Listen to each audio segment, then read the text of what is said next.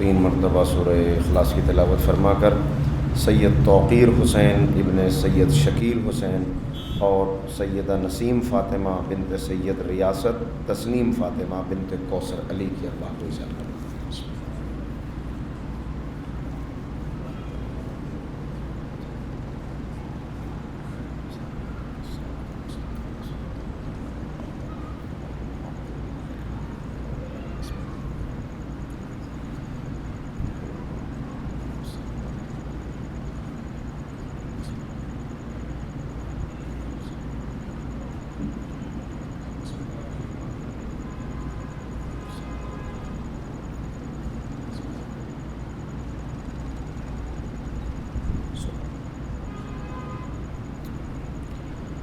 اعوذ باللہ من الشیطان اللعین الرجیم، بسم اللہ الرحمن الرحیم، الحمد للہ رب العالمین وبہ نستعین وہو المعین، والصلاة والسلام على سید الانبیاء والمرسلین، سیدنا و نبینا و شفیع ذنوبنا و طبیب قلوبنا و بالقاسم محمد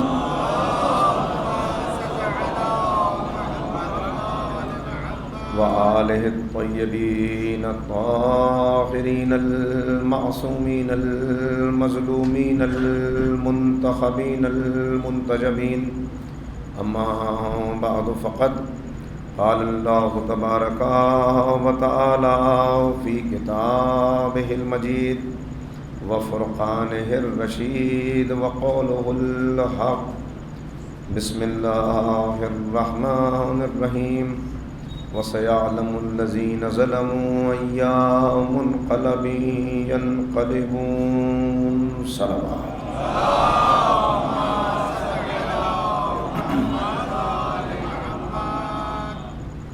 اور ظلم کرنے والے جان لیں کہ وہ زیر و زبر کیے جائیں گے، انہیں منقلب کیا جائے گا، وہ اسی کروٹ پلٹائے جائیں گے۔ قرآن حکیم کے اس اعلان کے ضمن میں جو اس آیہ کریمہ میں کیا جا رہا ہے، مختار نامہ کے عنوان سے یہ غور و فکر کا تیسرا مرحلہ ہے۔ گفتگو کل اس مرحلے تک پہنچی کہ میں نے آپ کی خدمت میں کوفے کی تاریخ کا کچھ حصہ بیان کرتے ہوئے یہ عرض کرنے کی کوشش کی کہ 17 ہجری میں شہر کوفہ کی بنیاد رکھی گئی اور آہستہ آہستہ ایک فوجی کیمپ نے ایک شہر کی صورت اختیار کر لی کہ جس کے اندر 1,00,000 لوگ آ کر آباد ہو گئے، اور پھر آہستہ آہستہ آبادی بڑھنا شروع ہوئی۔ بیان کیا جاتا ہے کہ 2,00,000 تک افراد 61 ہجری میں کوفے کی سرزمین پہ موجود تھے۔ لیکن میں نے عرض کیا کہ اگر کوفے کے معاشرے کو دیکھیں تو کوفے کے اندر آپ کو ہر طرح کا کردار نظر آئے گا۔ حالانکہ 60 ہجری اور 61 ہجری میں کوفے میں شیعیان علی کی تعداد انگلیوں پر شمار کیے جانے کے لائق تھی، اس سے زیادہ تعداد میں جو واقعاً مولا کے شیعہ ہیں وہ موجود نہیں تھے، اور ان میں سے بھی ایک بڑی تعداد وہ تھی کہ جو دارالعمارہ کے قید خانے میں موجود تھی، 4,500 افراد، کہ جن کے لیے میں نے عرض کیا کہ مورخین یہ بیان کرتے ہیں کہ جب حضرت مسلم ابن عقیل کوفے تشریف لائے ہیں تو حضرت مسلم کے منصوبوں میں ایک منصوبہ یہ بھی تھا کہ اگر قوت حاصل ہو جائے، حالات سازگار ہوں، تو وہ انقلاب برپا کیا جائے کہ جس کے نتیجے میں ان قیدیوں کو آزاد کرا لیا جائے۔ لیکن میں نے عرض کیا کہ حضرت مسلم ابن عقیل کا کوفے میں آنا یہ آزمائش تھا اہل کوفہ کے لیے، اگرچہ ان میں حقیقتاً شیعہ بہت کم تھے، جو میں نے عرض کیا آپ کی خدمت میں، 9 نام ایسے ہیں جو سرداروں کے نام اگر ممتاز شیعوں کے نام لیے جائیں تو اس وقت نظر آتے ہیں کہ جن میں حضرت حبیب ابن مظاہر ہیں، حضرت مسلم ابن اوسجہ ہیں، سلیمان ابن سرد خزائی ہیں، عبداللہ ابن سعید ہیں، عبداللہ ابن دال تمیمی ہیں، مسیب ابن نجبہ ہیں اور رفاع ابن شداد ہیں۔ یہ 9 نام ہیں کہ جو واضح طور پر ملتے ہیں کہ جنہوں نے ایک جگہ جمع ہو کر امام کو، جو واقعی شیعوں کی طرف سے خطوط گئے وہ ان کی طرف سے گئے تھے۔ واقعہ کربلا میں ان میں سے 2 پہنچنے میں کامیاب ہوئے، حضرت حبیب ابن مظاہر اور حضرت مسلم ابن اوسجہ۔ باقی 5 لوگ کہاں رہے حضرت مسلم کے انقلاب کے وقت، کہاں رہے شہادت امام حسین کے وقت، یہ ایک اہم مسئلہ ہے کہ جس پر مورخین کی الگ الگ رائے سامنے آتی ہیں، لیکن سب چیزوں کو سامنے رکھ کے جس نتیجے پہ میں پہنچا ہوں وہ یہی ہے کہ یہ قید کر دیے گئے تھے اس لیے کہ ابن زیاد نے جس وقت کوفے کا چارج لیا ہے اس وقت ایک کام یہ کیا کہ سارے محلے کے جو سردار تھے ان سب کو بلا کر ان سے ایک میٹنگ کی اور ان میں سے ایک ایک کی ذمہ داری کر دی کہ اگر تمہارے محلے سے کوئی مسلم کی حمایت میں نکلا، اگر تمہارے قبیلے سے کسی نے حضرت مسلم کا ساتھ دیا تو میں تمہیں اور تمہارے خاندان والوں کو بدترین عذاب میں مبتلا کر دوں گا، بدترین سزائیں دوں گا، اور اگر تم نے حکومت سے وفاداری ثابت کر دی تو تمہارے لیے حکومت کی طرف سے بہترین اجر ہے، بہترین انعام ہے جو دیا جائے گا۔ چنانچہ پہلی مرتبہ تاریخ میں اگر کسی شہر کے اندر کرفیو نافذ ہوا تو یہ صحرا بھی عبید اللہ ابن زیاد کے سر جاتا ہے کہ اس نے باقاعدہ طور پر جب حضرت مسلم کا انقلاب بپا ہوا ہے پورے کوفے کے اندر کرفیو نافذ کر دیا تھا، اجازت نہیں تھی کہ یہاں سے لوگ نکل سکیں، اور اس میں جب حضرت ہانی ابن عروہ کی شہادت ہوئی اور اس کے بعد ان کی لاش اقدس کے ساتھ اور حضرت مسلم کے لاشے کے ساتھ جو سلوک کیا گیا، اس کے بعد جن کے اندر کچھ جرت باقی تھی ان کے حوصلے بھی پست ہو گئے۔ تو اب بھی 2 طرح کے افراد ہیں جو نظر آتے ہیں کوفے کے اندر۔ بعض وہ ہیں کہ جو محبت تو رکھتے ہیں، محب تو ہیں، چاہنے والے ہیں یقیناً، لیکن ان کی قوت ارادی، ان کی ول پاور اتنی اسٹرانگ نہیں ہے کہ وہ دشمنوں کا مقابلہ کر سکیں اور کوئی قربانی پیش کر سکیں۔ ایسے بہت سے افراد آپ کو نظر آ جائیں گے کہ جو چاہنے والے ہیں، عاشق ہیں، لیکن انہیں شیعہ نہیں کہا جا سکتا، اور ارباب فہم و دانش موجود ہیں، یہ میں اپنی طرف سے نہیں عرض کر رہا بلکہ روایات میرے سامنے موجود ہیں کہ آنے والے امام موسیٰ کاظم علیہ السلام کی خدمت میں آئے ہیں اور غلام کے ذریعے سے امام کو یہ پیغام بھیجا کہ جا کے امام سے کہہ دو کہ آپ کے شیعہ ملنے کے لیے آئے ہیں۔ امام نے ملنے سے انکار کر دیا۔ امام نے کہا ان سے کہہ دو کہ امام ملاقات نہیں کریں گے۔ یہ بڑے حیران ہوئے اس لیے کہ امام سے واقف ہیں، امام کی سیرت، امام کی شخصیت، امام کے اخلاق سے واقف ہیں، کیوں امام نے ہمیں ملنے کا وقت نہیں دیا؟ چلے گئے، پھر اگلے دن آئے، مسافر ہیں، امام سے ملنا چاہتے ہیں، کہا مولا سے جا کے کہو کہ آپ کے شیعہ ملنے کے لیے آئے ہیں۔ امام نے پھر ملنے سے انکار کر دیا۔ اب انہوں نے کہا کہ آقا سے جا کے اتنا سوال کر لو کہ ہماری خطا کیا ہے، کیوں ہمیں ملنے کی اجازت نہیں دے رہے؟ تو آپ جانتے ہیں کہ امام نے کیا جواب پیش کیا؟ امام نے کہا کہ ان سے کہہ دو، ایک روایت یہ ہے کہ امام نے غلام کے ذریعے کہلوایا، دوسری روایت یہ کہ جب انہوں نے کہا کہ ہم سے کہو، مولا سے کہو کہ ہم معذرت چاہتے ہیں اگر ہم سے کوئی خطا ہو گئی، لیکن کم سے کم اپنی زیارت تو کرائیں، ہمیں ہماری خطا سے واقف تو کرا دیں۔ تو امام تشریف لائے اور کہا تمہاری خطا یہ ہے کہ تم نے اپنے آپ کو ہمارا شیعہ کیوں کہا؟ تمہیں حق کیا ہے اپنے آپ کو ہمارا شیعہ کہنے کا؟ یہ پیغام ہے چاہنے والوں کے لیے۔ کہا مولا ہم آپ کے شیعہ ہیں اس لیے ہم نے آپ کو شیعہ کہا۔ تو اس کے بعد امام نے ایک فہرست پیش کی، کیا تمہارے اندر یہ بات پائی جاتی ہے، یہ بات پائی جاتی ہے، یہ بات پائی جاتی ہے، یہ بات پائی جاتی ہے. اب میرے پاس وقت نہیں ہے، دوسرے رخ پہ گفتگو چلی جائے گی، پورا یہ ایک چیپٹر ہے. جب انہوں نے کہا کہ مولا نہیں یہ باتیں تو ہمارے اندر نہیں پائی جاتی، تو کہا کہ پھر اپنے آپ کو ہمارا عاشق کہو، شیعہ نہ کہو. تم اپنے آپ کو محب کہہ سکتے ہو مگر شیعہ نہیں کہہ سکتے. بالکل اسی طرح حضرت فاطمہ زہرا سلام اللہ علیہا کی خدمت میں آنے والا آیا، اور شہزادی کا ایک پورا پس منظر ہے وہ بیان نہیں کر رہا. بس ایک مرتبہ جب پوچھا گیا کہ بی بی یہ بتائیے آپ کے شیعوں کی پہچان کیا ہے، علامتیں کیا ہیں. ایک خاتون آئی ہے اور آنے کے بعد کہہ رہی ہے کہ میرا شوہر جاننا چاہتا ہے. اس نے کہا بنت رسول سے سوال کیجئے میری طرف سے کہ آپ کے شیعوں کی پہچان کیا ہے. 4 خاصیتیں شہزادی نے بتائیں.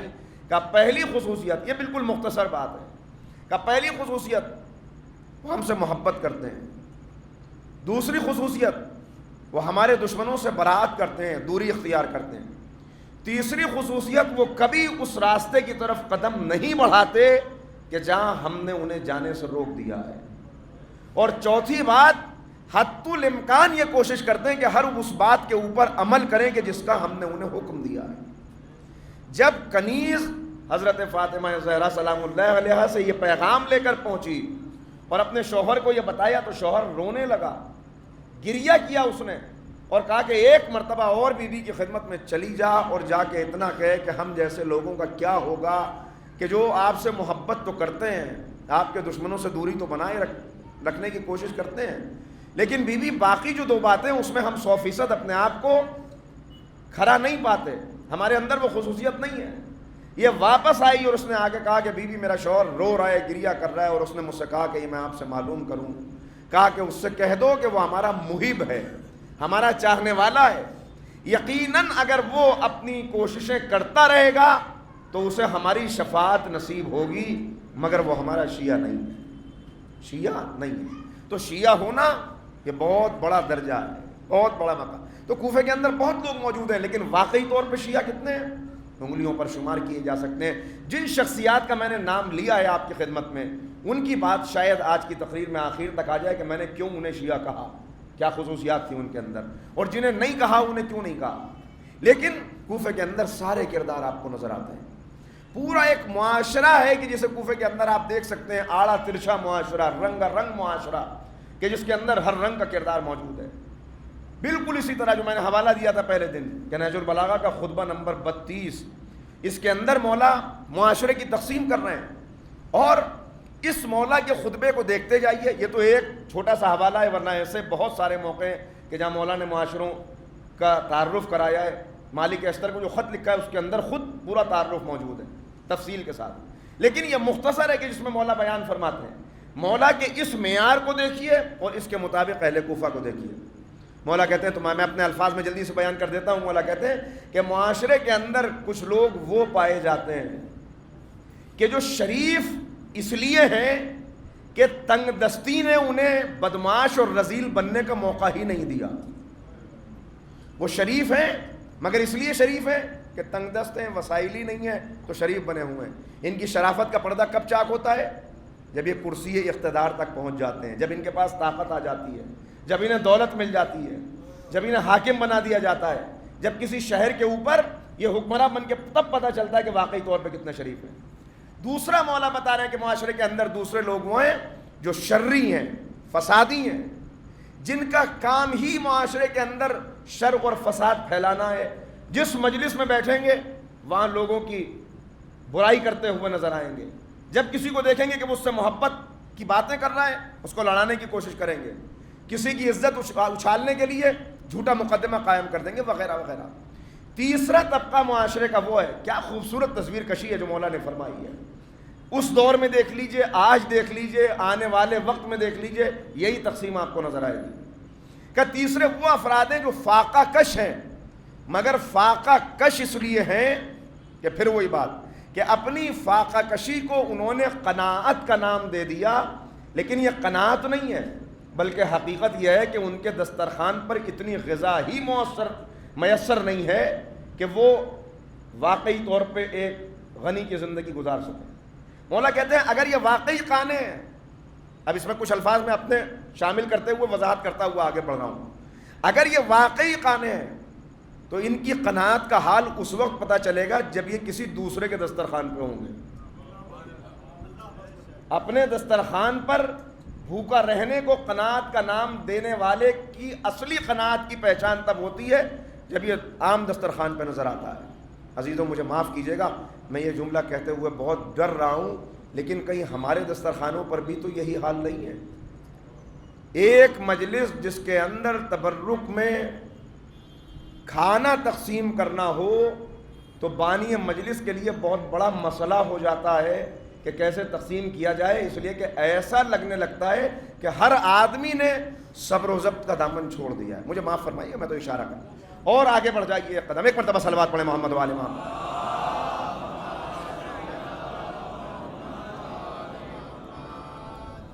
کہ یہ حال ہے تمہارے معاشروں کے اندر، اور پھر بس بات کو مختصر کرتا ہوں کہ انہی طبقات میں ایک طبقہ وہ ہے، اللہ اکبر، اس کی پہچان تو اور جگہ بھی مولا نے کرائی ہے، بڑا واقعی طور پر، کہ ایک طبقہ وہ ہے کہ جس کو جس حال میں بھی دیکھو گے، جس حال میں بھی دیکھو گے، ایک لمحے کے لیے بھی تقوی کا دامن اس سے چھوٹتا ہوا نظر نہیں آئے گا۔ یہ طبقہ کہاں ملے گا؟ یہ پنجتن کے در پہ نظر آئے گا، یہ اہل بیت سے وابستہ نظر آئے گا۔ یہ کون لوگ ہیں؟ جو ابوذر مزاج ہیں، جو میسم سیرت ہیں، جو سلمان صفت ہیں۔ اللہ تعالی ہمیں بھی اسی طبقے میں شمار فرمائے۔ صلوات پڑھیں محمد وآلہ۔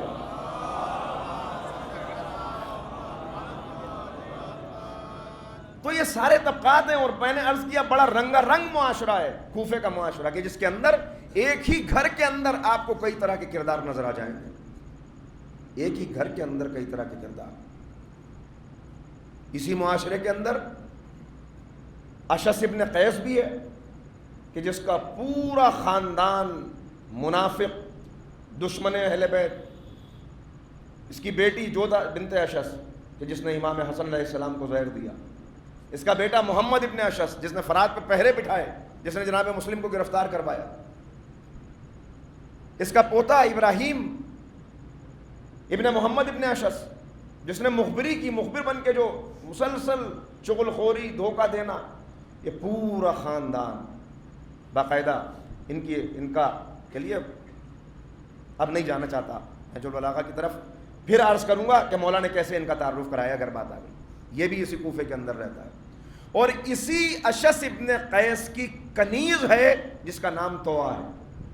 طوع ایک کنیز، آزاد خاتون بھی نہیں ہے، ایک ضعیفہ، لیکن خدا کی قسم لمحاتی کردار ہے، بہت چھوٹا سا کردار، لیکن یہ چھوٹا سا کردار قیامت تک کے مومنین کے لیے ایک مکتب کی حیثیت رکھتا ہے۔ ایک ایسے شخص کی کنیز ہونے کے باوجود، ایک ایسے معاشرے میں رہنے کے باوجود، ایک ایسے سماج میں کہ جہاں جناب مسلم کو پناہ دینا، جناب مسلم کی حمایت کرنا، وہ کیسا جرم ہے کہ اس پر خاندان کو تباہ کر دیا جائے، گھر کی بنیادیں کھود دی جائیں، ایک نہ ملے تو گھر کے دوسرے فرد کو قتل کر دیا جائے۔ وہاں یہ طوع ہے کہ جو کسی چیز کی پرواہ نہیں کرتی، ایسے شخص کی کنیز ہونے کے باوجود جس کا مقصد صرف اور صرف ایک یہ ہے کہ حضرت مسلم جب رخصت ہونے لگتے ہیں اس کے گھر سے تو کہتی ہے کہ اے میرے آقا، آخرت میں میری شفاعت کا خیال کیجیے گا۔ آخرت میں شفاعت کیا کردار ہے، مکتب۔ بہت توجہ کرنے کی ضرورت تھی، لیکن وقت بالکل نہیں ہے، بہت تیزی سے وقت آگے بڑھ رہا ہے، لہٰذا میں نے صرف اشارہ کر دیا۔ اسی کے اندر کیسے کیسے کردار ہیں جو آپ کو کوفے کے اندر نظر آئیں گے۔ کل عرض کیا قاضی شریح بھی اسی کوفے میں رہتا ہے، اور اسی کوفے کے اندر ایک دوسرا معلم بھی رہتا ہے جس کا تذکرہ اب کر کے گفتگو کو آگے بڑھ رہا ہوں۔ چھوٹا سا گھر ہے، ایک کچا مکان کہ جسے مدرسے اور مکتب کا عنوان دیا گیا ہے۔ بچے آتے ہیں تعلیم قرآن کے لیے، اور 90 سال، بعض نے سن لکھا ہے، بعض نے 75 سال لکھا ہے، دو طرح کی روایات ہیں۔ 75 سال مان لیں، اگر 75 سال کا ایک بوڑھا شخص ہے کہ جو یہاں پر بچوں کو درس قرآن دیا کرتا ہے، گرمی کا موسم، چلچلاتی ہوئی دھوپ، کوفے کے بچے جن میں قاتلوں کے بچے بھی ہیں، ظالموں کے بچے بھی ہیں، تعلیم قرآن حاصل کرنے کے لیے، علم دین سیکھنے کے لیے اس مکتب میں آیا کرتے ہیں۔ عزیزو، یہاں پر رک کے ایک جملہ کہنا چاہتا ہوں۔ کون ہے؟ اکثریت ان میں ان بچوں کی ہے جو ظالموں اور قاتلوں کے بچے ہیں، لیکن اس کے باوجود، ظالم اور قاتل ہونے کے باوجود، انہیں اتنا احساس ہے کہ اگر ہم نے کلمہ پڑھا ہے تو ہمارے بچوں کو علم دین سیکھنا چاہیے۔ اس کے آگے میں کچھ کہنا نہیں چاہتا، بس ایک صلوات پڑھ دیں محمد والے محمد۔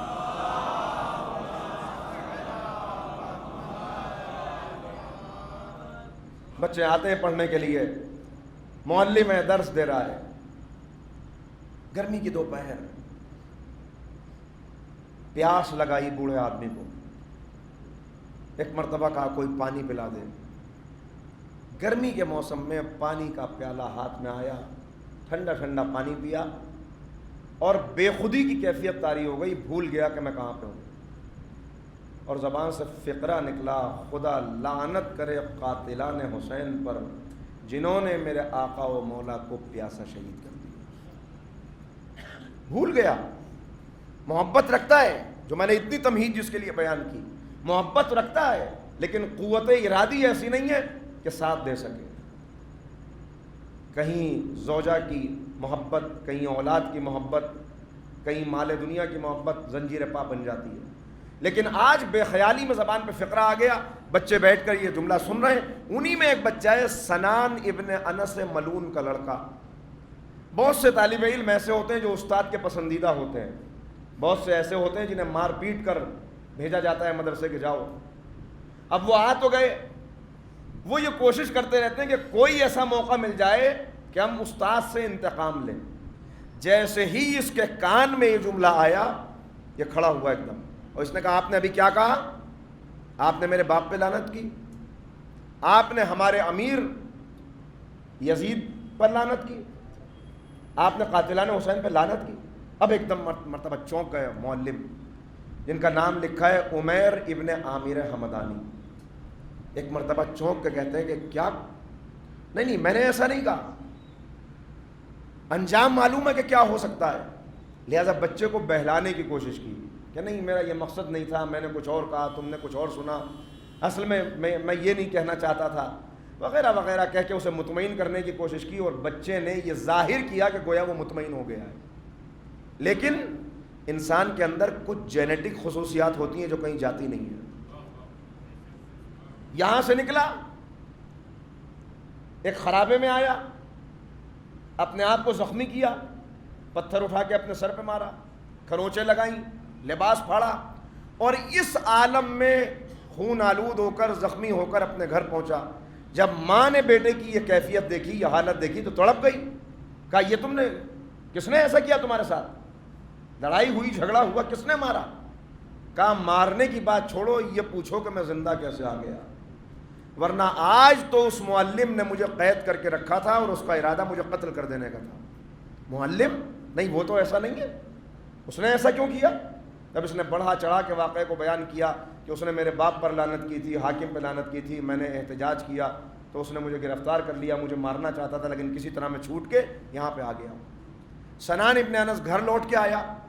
بس اب آپ سمجھ سکتے ہیں ماں کیسی بھی ہو، لیکن ماں کی محبت۔ اس نے فوراً کہا کہ کیا ہم نے اسی لیے خدمات انجام دی ہیں اس حکومت کی کہ میرے بیٹے کے ساتھ ایسا سلوک ہو؟ اسی وقت دربار میں جاؤ اور ابن زیاد سے کہہ کے معلم کو گرفتار کراؤ۔ اس نے کہا ٹھیک ہے، کل جب دربار لگے گا تو میں بات، نہیں کل نہیں، آج، ابھی اسی وقت۔ چونکہ بڑا نام ہے سنان ابن انس، آخر تک اس ملعون کا کردار ہے۔ بڑے ظلم ہے جو کربلا میں اس نے کیے ہیں۔ جب حضرت علی اکبر کے سینے میں نیزہ لگا تو روایت کے فقرے یہ ہیں کہ علی اکبر نے اپنے گھوڑے کی گردن میں باہیں ڈال دی۔ اس وقت یہی ملعون تھا کہ جس نے اپنی تلوار نکال کے جناب علی اکبر کے پہلو پہ حملہ کیا ہے، اور بڑے ظلم۔ پہنچا دربار میں، اسی وقت بڑا مقام تھا دربار میں، شکایت ہوئی، معلم عمیر ابن عامر حمدانی کو گرفتار کر لیا گیا اور گرفتار کر کے کہاں چلے؟ اسی قید خانے کے اندر. تنگ و تاریخ قید خانہ، زیر زمین ہے. الگ الگ روایتیں ہیں، کسی نے 50 سیڑھی، کسی نے 70 سیڑھیاں، کسی نے 90 سیڑھیاں نیچے لکھا، مگر زیر زمین ایک قید خانہ ہے کہ جس کے اندر یہ سب نے لکھا ہے اس کو کہ جس کے اندر 4500 شیعیان علی قید ہیں جن کا جرم صرف اور صرف محبت علی ہے. اور یہ جو انہیں قید کیا گیا ہے، ایسا نہیں ہے کہ کوئی وارنٹ آیا اور اس کے بعد گرفتار کر لیا گیا، بلکہ ذرا اس کیفیت کا اندازہ لگائیں کہ ایک باپ اپنے گھر سے نکلا ہے مثال کے طور پر بچوں کے لیے دودھ لانے، اور اس کے بعد وہ پلٹ کے نہیں آتا، کافی دیر گزر جاتی ہے، فیصلہ نہیں کر پا رہے گھر والے کہ کہاں چلا گیا. ایک زمانہ گزر گیا، کسی کو نہیں معلوم کہ کہاں گیا. یہ تو اس وقت راز کھلا ہے کہ جب قید خانہ ٹوٹا ہے، جس کا بیان ابھی آگے ہوگا. اس طرح سے گرفتار کر لیا جاتا ہے. عزیزو، یہ بڑی عجیب کیفیت ہے. اگر کسی کا چاہنے والا اس کے سامنے دم توڑ دے تو اسے صبر آ جاتا ہے، لیکن اس طرح کوئی غائب ہو جائے نگاہوں کے سامنے سے تو کیا کیفیت ہوتی ہے. جب گجرات کے فساد ہوئے اس کے بعد آپ نے بھی یقیناً دیکھا ہوگا کہ کسی کو یاد ہو، فساد کے بعد ایک ماں کا انٹرویو آیا تھا، لائیو اس کو دکھا رہے تھے، عدالت کے احاطے سے نکل رہی تھی، عدالت میں اس کا مقدمہ چل رہا تھا، تو وہیں سے لائیو میں نے بھی دیکھا تھا. وہ اس میں چند معاملہ یہ تھا کہ جب اس کے اوپر حملہ ہوا تو پورا خاندان بکھر گیا. اب اسے نہیں معلوم کہ کون زندہ ہے کون ختم ہو گیا. اچانک ایک دن بچہ، اس کا ایک بچہ 5 یا 6 سال کا تھا، وہ بھی اس فساد میں اس سے جدا ہو گیا، اور 1.5 سال یا 2 سال کے بعد میں اس نے اپنے بچے کو ایک ہندو فیملی میں دیکھا. وہاں اس نے دیکھا، ماں کا دل ہے، ماں تڑپ گئی. تو اصل میں اس کا مقدمہ چل رہا تھا عدالت میں، اس لیے کہ وہ یہ کہتی تھی کہ میرا بیٹا ہے، اور وہ یہ کہتے تھے کہ ہم نے لاوارث سمجھ کے اسے اٹھایا ہے، ہم نے اسے پالا ہے، اب ہمیں محبت ہو گئی، ہم اسے دیں گے نہیں. تو اس وقت میں نے اس کے الفاظ سنے تھے، وہ رو رو کر کہہ رہی تھی کہ میرے دل کی کیفیت کا کوئی اندازہ نہیں لگا سکتا. مجھے ایسا لگتا ہے کہ جیسے آج میرا یہ بیٹا سامنے آ گیا، ایسے ہی کسی دن میرا دوسرا بیٹا بھی سامنے آ جائے گا، میرے دوسرے گھر والے بھی سامنے آ جائیں گے، اس لیے کہ مجھے ان کی کوئی خبر نہیں ہے، جب سے وہ مجھ سے جدا ہوئے میں نہیں جانتی ان کے بارے میں. عزیزو، یہی کیفیت ہے. اٹھایا، گرفتار کیا، ڈال دیا. کون کون یہاں پہ قید ہے میں عرض کرتا ہوں ابھی، لیکن آپ کو تھوڑا سا سنا دوں. یہ تو پتہ بھی نہیں چل سکا تاریخ کی کتنی بڑی ستم ظریفی ہے کہ یہ 4500 کون افراد تھے. ظاہر ہے کہ اتنے افراد کے نام محفوظ کرنا یہ تاریخ کے امکان میں بھی نہیں تھا. صرف جو چند ممتاز شخصیات تھیں ان کے نام تاریخ نے محفوظ کیے. لیکن جو ایک بہت بڑا الزام لگایا جاتا ہے سرکار سید الشہداء پر، اور دشمن سازش کر کے یہ کہتے ہیں کہ حسین کے اقدام سے، حسین کے انقلاب سے، تو ان کے اپنے لوگ بھی راضی نہ تھے، اس لیے کہ ان کے بابا کے شاگرد کربلا میں نظر نہیں آتے، وہ آخر کہاں چلے گئے تھے. ان کے اپنے دوست کربلا میں نظر نہیں آتے، اگر وہ سب ان سے راضی تھے تو وہ کربلا میں کیوں موجود نہیں تھے. اس میں بڑے نام لیے جاتے ہیں، کمیل ابن زیاد کا نام، کہ کہاں تھے کمیل ابن زیاد، اتنی عظیم شخصیت کربلا میں نظر نہیں آتی. عزیزو، جب میں نے دیکھنا شروع کیا کہ کون کون اس قید خانے کے اندر تھا تو بڑا تعجب ہوا، بڑی حیرت ہوئی، بڑا افسوس ہوا دیکھ کر. کیوں نہیں پہنچے کربلا میں کمیل ابن زیاد؟ اسی قید خانے کے اندر موجود تھے. میثم تمار کیوں کربلا نہیں پہنچے؟ واقعہ کربلا سے 17 دن پہلے حضرت میثم تمار کو گرفتار کیا گیا اسی قید خانے کے اندر. ایک ماں تھی کربلا میں جو شب عاشور کہہ رہی تھی، اے میرے بچوں، اے میرے بیٹوں، اپنے 4 بیٹوں کا نام لیتی تھی، داؤد، عیسیٰ،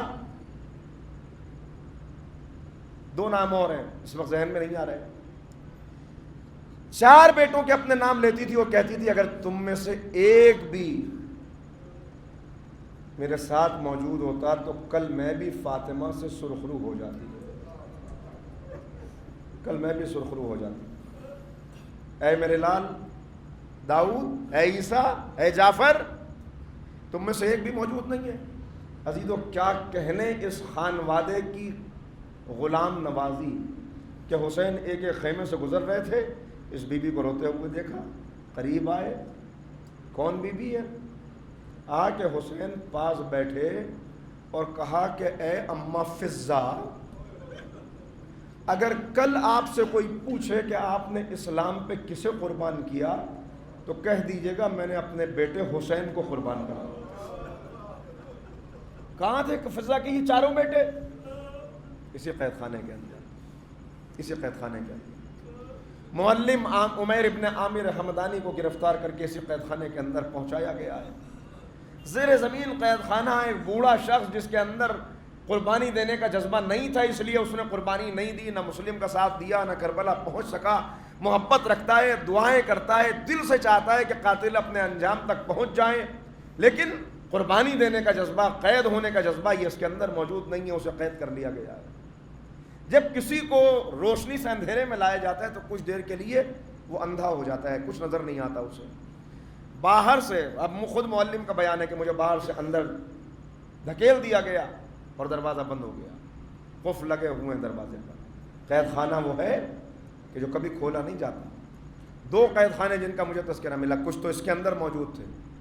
اور تاریخ میں ایک اور چیز، ابھی میں نے کہا کہ کرفیو لگایا، سب سے پہلے ایک اور کام کیا، ایک سزا جس کے بارے میں انگریزی دور میں ہم نے بہت حوالے اس کے ملتے ہیں، کالے پانی کی سزا۔ اس سزا کا آغاز کرنے والا، انجام دینے والا بھی ایک عبید اللہ ابن زیاد ہے۔ بصرہ کے پاس کہیں ایک قید خانہ تھا جس کا نام ہے الزارہ، الزارہ یہ نام ہے اس قید خانے۔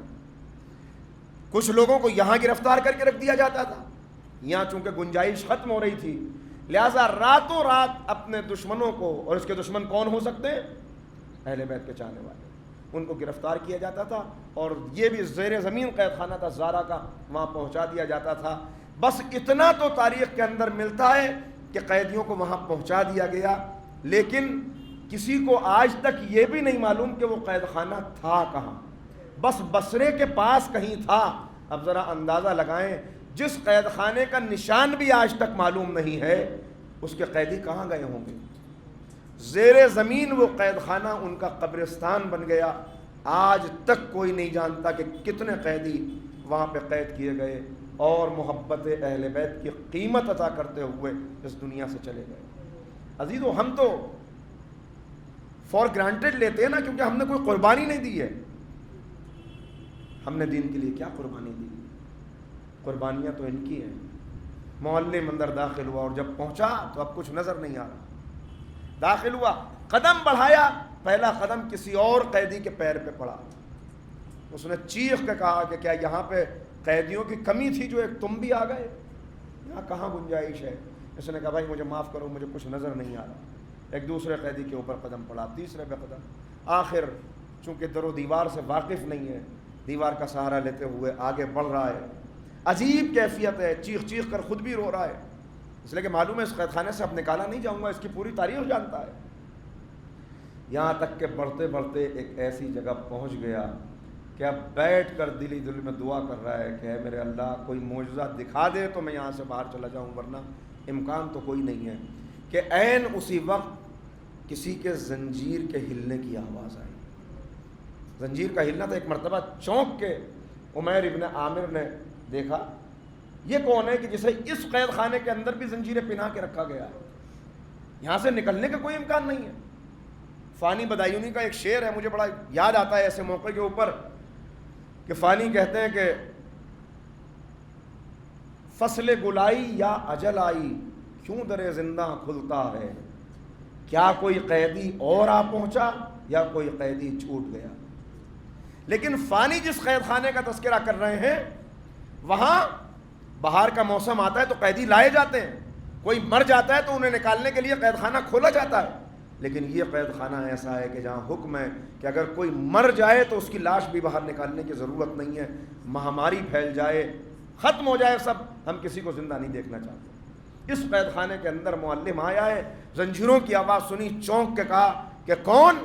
کیا یہاں بھی کسی کو زنجیریں پہنا کے رکھا گیا ہے؟ آواز کو سنا تو دوسری طرف سے آواز آئی، کون؟ عمیر ابن عامر حمدانی، کیا یہ تم ہو؟ تم قید خانے میں آ گئے؟ عمیر نے غور سے دیکھا، اندھیرا ہے، تاریکی میں کچھ نظر نہیں آ رہا. کہا آپ نے مجھے کیسے پہچان لیا؟ اس لیے کہ یہاں تو بالکل تاریکی ہے. کہا عمیر میں نے تمہیں پہچانا ہی نہیں، میں تو تمہارے آنے کا انتظار کر رہا تھا، مجھے معلوم تھا کہ تم قید خانے میں آنے والے ہو. اب عمیر ابن عامر چونکے، آپ کو معلوم تھا؟ کون ہیں آپ؟ کہا میں مختار ابن ابو عبیدہ ثقفی. مختار پہ ایک الزام ہے جو میں نے پہلے دن عرض کیا کہ وہ غیب کی خبریں دیا کرتا تھا، اور ایک الزام لگایا کہ وہ یہ کہتا تھا جبریل نے آ کے مجھے خبر دی. یہ ساری باتیں اس کی جب میں نے تحقیق کی تو دو نتیجے سامنے آئے. ایک نتیجہ تو یہ نکلا کہ اہل بیت کے چاہنے والوں میں جو غیر معمولی فراست تھی اور جو غیر معمولی طور پر اس در سے انہوں نے علم حاصل کیا تھا، اس کے نتیجے میں وہ آنے والے زمانے کی خبریں دیا کرتے تھے. جیسے حضرت کمیل ابن زیاد، جیسے میثم تمار، جیسے مولا کے اور چاہنے والے. مشہور واقعہ ہے، بہت بات آ گئی ہے تو میں جلدی سے سنا دیتا ہوں کہ جناب میثم تمار، جناب رشید حجری اور جناب میثم تمار اور جناب حبیب ابن مظاہر، ان دونوں کی ملاقات ہوئی بازار میں، کوفے کے بازار میں. حبیب بازار سے خضاب خریدنے کے لیے آئے، اور روایت کے فقرے یہ ہیں کہ دونوں قریب آئے تو اتنے قریب آئے، دونوں سواری پہ تھے کہ ایک دوسرے کے گھوڑے کی گردنیں مل گئیں. اس وقت غور سے میثم نے حبیب کا چہرہ دیکھا، حبیب نے میثم کا چہرہ دیکھا. حبیب نے میثم کا چہرہ دیکھا. پہلے میثم مسکرائے اور مسکرا کے کہا میں ایک ایسے شخص کو دیکھ رہا ہوں، میں ایک ایسے سرخ و سفید عرب کو دیکھ رہا ہوں کہ جس کی داڑھی اسی کے خون میں خضاب کی جائے گی. کس کو خبر دے رہے ہیں؟ حبیب ابن مظاہر کو شہادت کی خبر دے رہے ہیں. جناب حبیب نے سنا، سن کے مسکرائے، غور سے میثم کا چہرہ دیکھا اور کہا کہ میں بھی ایک ایسے شخص کو دیکھ رہا ہوں جسے علی کی محبت میں سولی پر چڑھایا جائے. یہ سنا تو چونک کے میثم کہتے ہیں حبیب تم بھی اس علم کو جانتے ہو، یعنی تمہیں بھی معلوم ہے. جناب حبیب کا جواب، حبیب پلٹ کے کہتے ہیں اے میثم تم باپ کے شاگرد ہو، میں بیٹے کا شاگرد ہوں. صلوات پڑھیں محمد و آل محمد.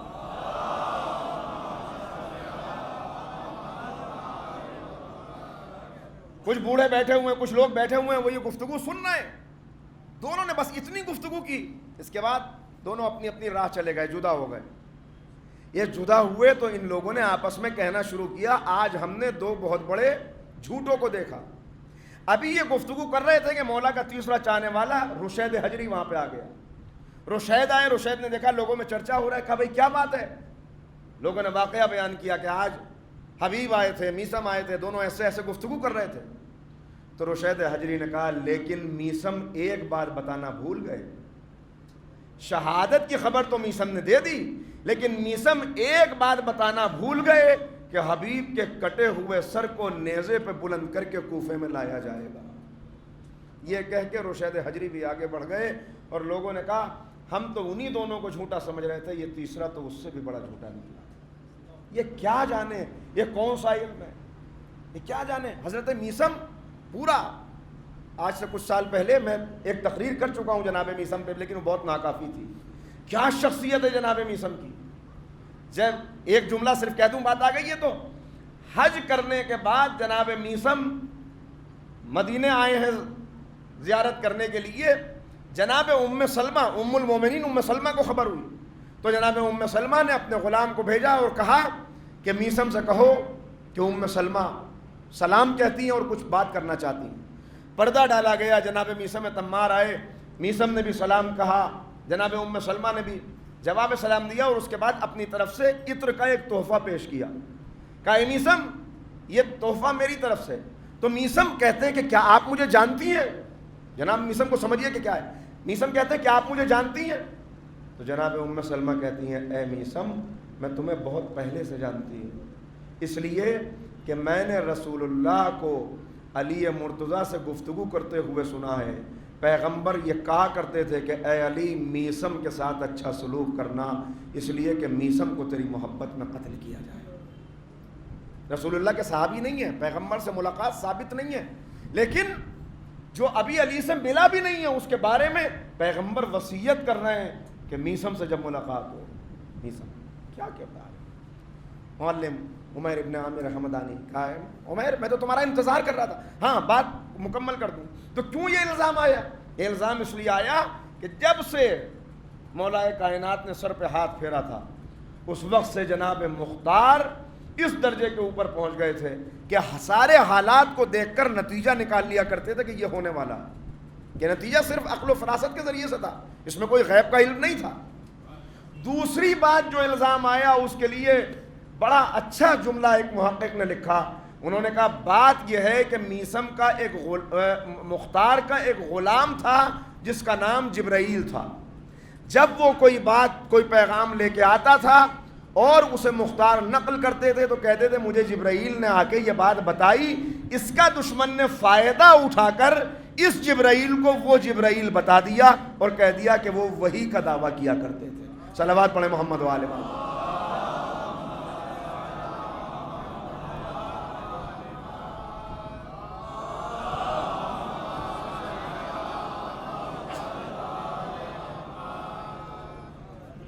کہا اے معلم مجھے تمہارا انتظار تھا، مجھے معلوم تھا کہ تم آنے والے ہو، آپ کو میرے آنے کی خبر کیسے تھی؟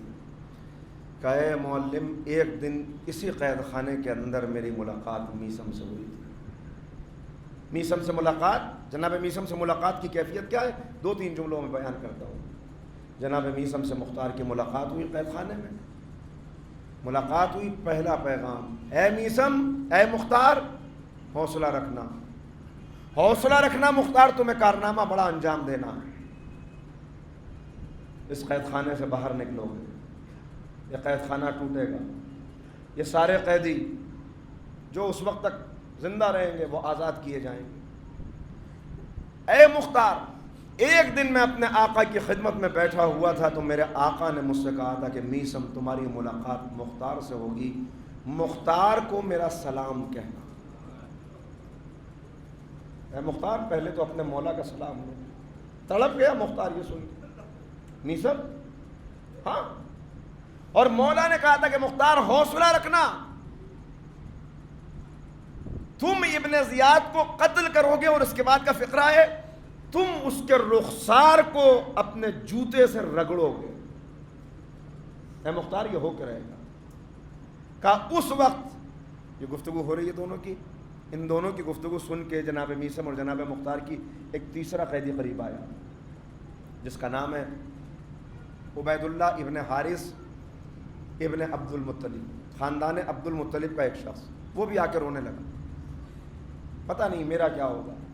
تو جناب میسم نے کہا عبداللہ تم بھی نہ گھبراؤ، مختار تم بھی پریشان نہ ہونا، تم آزاد کیے جاؤ گے، مختار تم کوفے کے حاکم بنو گے، عبداللہ تم بصرے کے حاکم بنو گے، مگر ہم تینوں میں ایک ایسا ہے کہ جسے یہاں سے نکال کے سولی پہ لٹکا دیا جائے گا، اس کے ہاتھ کاٹے جائیں گے، اس کے پیر کاٹے جائیں گے، اس کی زبان کاٹی جائے گی علی کی محبت میں۔ جناب مختار کہتے ہیں وہ کون؟ کا وہ میں میسم۔ اللہ اکبر، یہ چاہنے والے دو لوگوں کو زندگی کی خبر دینے والا کتنے اطمینان سے اپنی شہادت کی خبر دے رہا ہے کہ وہ میں ہوں جسے شہید کیا جائے۔ کہا اس دن میں نے میسم سے پوچھا تھا کہ اے میسم کیا مولا نے بتایا کب میری رہائی کا وقت آئے گا؟ کہا ایک دن اس قید خانے میں قیدی آئے گا، اس کے ذریعے سے تمہاری رہائی کا پروانہ حاصل ہوگا۔ اے معلم مجھے معلوم تھا کہ تم آنے والے ہو، میں تمہارا انتظار کر رہا تھا، پریشان نہ ہو، تم صرف رات بھر کے قیدی ہو، کل تمہیں آزاد کر دیا جائے گا، لیکن یاد رکھنا آزاد ہونے کے بعد یہ بھول نہ جانا کہ میں یہاں پہ قید ہوں، مجھے اپنی قید کی پرواہ نہیں، لیکن یاد رکھو جب تک میں قید میں رہوں گا قاتلان حسین آزاد رہیں گے، لہذا اے معلم مجھ سے وعدہ کرو، صرف اتنا وعدہ کرو کہ تم مجھ تک قلم دعوات پہنچا دو گے، اپنی رہائی کا انتظام میں خود کر لوں گا۔ یہ سن کے ایک مرتبہ معلم رونے لگا اور روتے روتے معلم کہتا ہے میں نے جمل میں اپنے مولا کا ساتھ دیا، میں نے صفین میں اپنے مولا کا ساتھ دیا، میں نے نہروان میں اپنے مولا کا ساتھ دیا، مگر میری زندگی بے مقصد ہو گئی، میں ڈر گیا، میں نے خاموشی اختیار کر لی، میں نے مسلم کا ساتھ نہیں دیا، مجھ سے بہت بڑی خطا ہو گئی، بہت بڑی چوک ہو گئی، لیکن اب مجھے ایسا لگتا ہے کہ مجھے اپنی زندگی کا مقصد مل گیا۔ اے مختار نہ گھبراؤ، اگر اس کوشش میں میری جان بھی چلی گئی تو میں سمجھوں گا کہ میں نے اپنے مقصد کو پا لیا، ہو سکتا ہے میرے اسی عمل سے خوش ہو کر میرے آقا جنت میں مجھے بھی کوئی جگہ دلا دے، ورنہ میں اس لائق نہیں رہا اب کہ جنت میں جا سکوں۔ عزیزو، جب کسی کو مقصد حیات مل جاتا ہے تو اس کی زندگی بدل جاتی ہے۔ انسان کے سامنے کوئی مقصد نہ ہو، میں یہاں پہ آ کے کئی واقعات سناتا ہوں لیکن موقع نہیں ہے حقیقی زندگی سے کہ کیسے ایک بوڑھا انسان بستر پہ دم توڑ رہا ہے، مفلوج ہو چکا ہے، لیکن اچانک اسے اس کی زندگی کا مقصد مل جاتا ہے، شفا حاصل ہو جاتی ہے، کھڑا ہو جاتا ہے۔ مقصد، ہدف، یہ بہت اہم ہے۔ معلم کو ہدف مل گیا، کہا کل تم آزاد کر دیے جاؤ گے۔ ادھر معلم کی بھتیجی، بہت وقت تیزی سے گزر رہا ہے، میں بھی بہت تیزی سے اب آگے بڑھتا ہوں، ایک مرتبہ صلوات پڑھیں گے محمد والا۔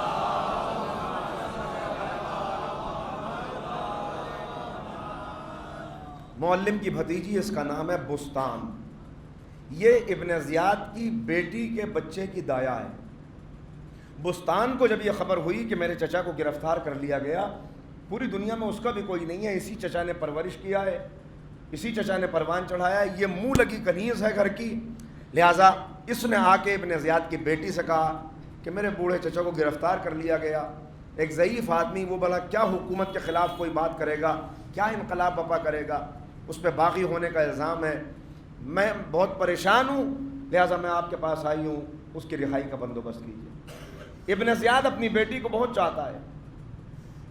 جب وہ گھر آیا تو خبر ہوئی اسے اور بتایا گیا کہ آپ کی بیٹی نے کھانا نہیں کھایا، پریشان ہے۔ ابن زیاد تڑپ گیا یہ سنتے ہی، بیٹی سے بہت محبت کرتا ہے، بڑی محبت کرتا ہے بیٹی سے، لہذا فوراً اسی لمحے بیٹی کے پاس آیا۔ عجیب بات ہے، عجیب بات ہے،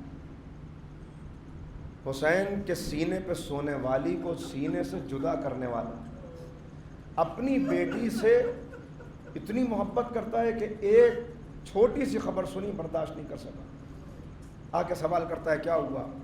کہا آپ کے سپاہیوں نے بے سبب بستان کے چچا کو گرفتار کر لیا، جب تک اس کو رہا نہیں کیا جائے گا میں نے اس سے وعدہ کیا اس وقت تک میں کھانا نہیں کھاؤں گی۔ کہا وہ تو غدار ہے، اس نے تو قاتلان حسین پہ، کہا وہ میں کچھ نہیں جانتی، آپ کو اسے رہا کرنا ہوگا۔ بیٹی کی محبت سے مجبور ہو کر کہا اچھا صبح تک کا انتظار کرو۔ رات گزری، صبح آئی اور صبح ہوتے ہی قید خانے کا دروازہ کھلا۔ مختار نے کہا معلم مبارک ہو، تیری رہائی کے لیے یہ دروازہ کھلا گیا ہے، لیکن یاد رکھنا باہر نکل کے بھول نہ جانا کہ تو نے مجھ سے کیا وعدہ کیا ہے، اس لیے کہ جب تک میں قید ہوں اس وقت تک قاتلان حسین کھلی فضا میں سانس لے رہے ہیں، مجھے اپنے لیے زندگی نہیں چاہیے، مجھے یہاں سے باہر نکلنا ہے تاکہ میں ان کے اوپر عرصہ حیات تنگ کر سکوں۔ معلم نے وعدہ کیا اور اس طرح معلم رہا ہو گیا۔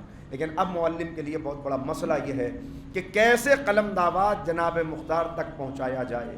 طویل داستان ہے، اس کو بہت ہی مختصر کرتے ہوئے بس اتنا عرض کرتا ہوں کہ میں بیان کر چکا کہ 10 دروازے ہیں زندان کے کہ جس کے اوپر 10 دروغہ معین ہیں، ان میں سے کسی ایک کے بارے میں یہ جانتا ہے کہ یہ ذرا نرم مزاج ہے۔ اچھا یہ جو 10 رکھے گئے ہیں، عجیب دیکھیں کیا ذہن ہے، کیا واقعی طور پہ مکاریاں ہیں۔ سب کو جو رکھا گیا سب ایک دوسرے کے دشمن ہیں۔ جب یہ پوچھا گیا کہ کیوں ایک دوسرے کے دشمن رکھے گئے، تاکہ اگر ایک داروغہ کوئی مدد کرنا چاہے کسی قیدی کی تو باقی 9 جو اس کے دشمن ہیں وہ مخبری کر دے کہ یہ مدد کرنے کی کوشش کر رہا ہے۔ لہذا سب ایک دوسرے کے دشمن ہیں جو جنہیں رکھا گیا ہے۔ کسی ایک کو معلم نے نرم مزاج پایا تھا، مالدار انسان تھا، کوفے کے بچوں کا معلم، لہذا اس نے یہ ترکیب اسے سمجھ میں آئی کہ اس نے بہت سے کھانے تیار کروائے اور تحفے لیے، خاموشی سے یہ پتہ کر کے کہ اس وقت گھر پر وہ داروغہ موجود نہیں ہے، اس کے یہاں وہ سارے کھانے اور وہ تحفے پہنچا دیے اور بغیر کچھ کہے ہوئے واپس آ گیا کہ بھائی اتنا کہہ دینا کہ معلم عمیر ابن عامر حمدانی آیا. واپس آ گیا. ایک دن دوسرے دن پھر یہی عمل کیا. میں بہت مختصر کر رہا ہوں. تیسرے دن پھر یہی عمل کیا. جب 3 دن تک کھانا اور تحفے ملے تو یہ سمجھ گیا کہ اس کی کوئی نہ کوئی حاجت ہے جو مجھ سے پوری کرانا چاہتا ہے. کہا بلاؤ اسے. بلایا گیا. بلایا.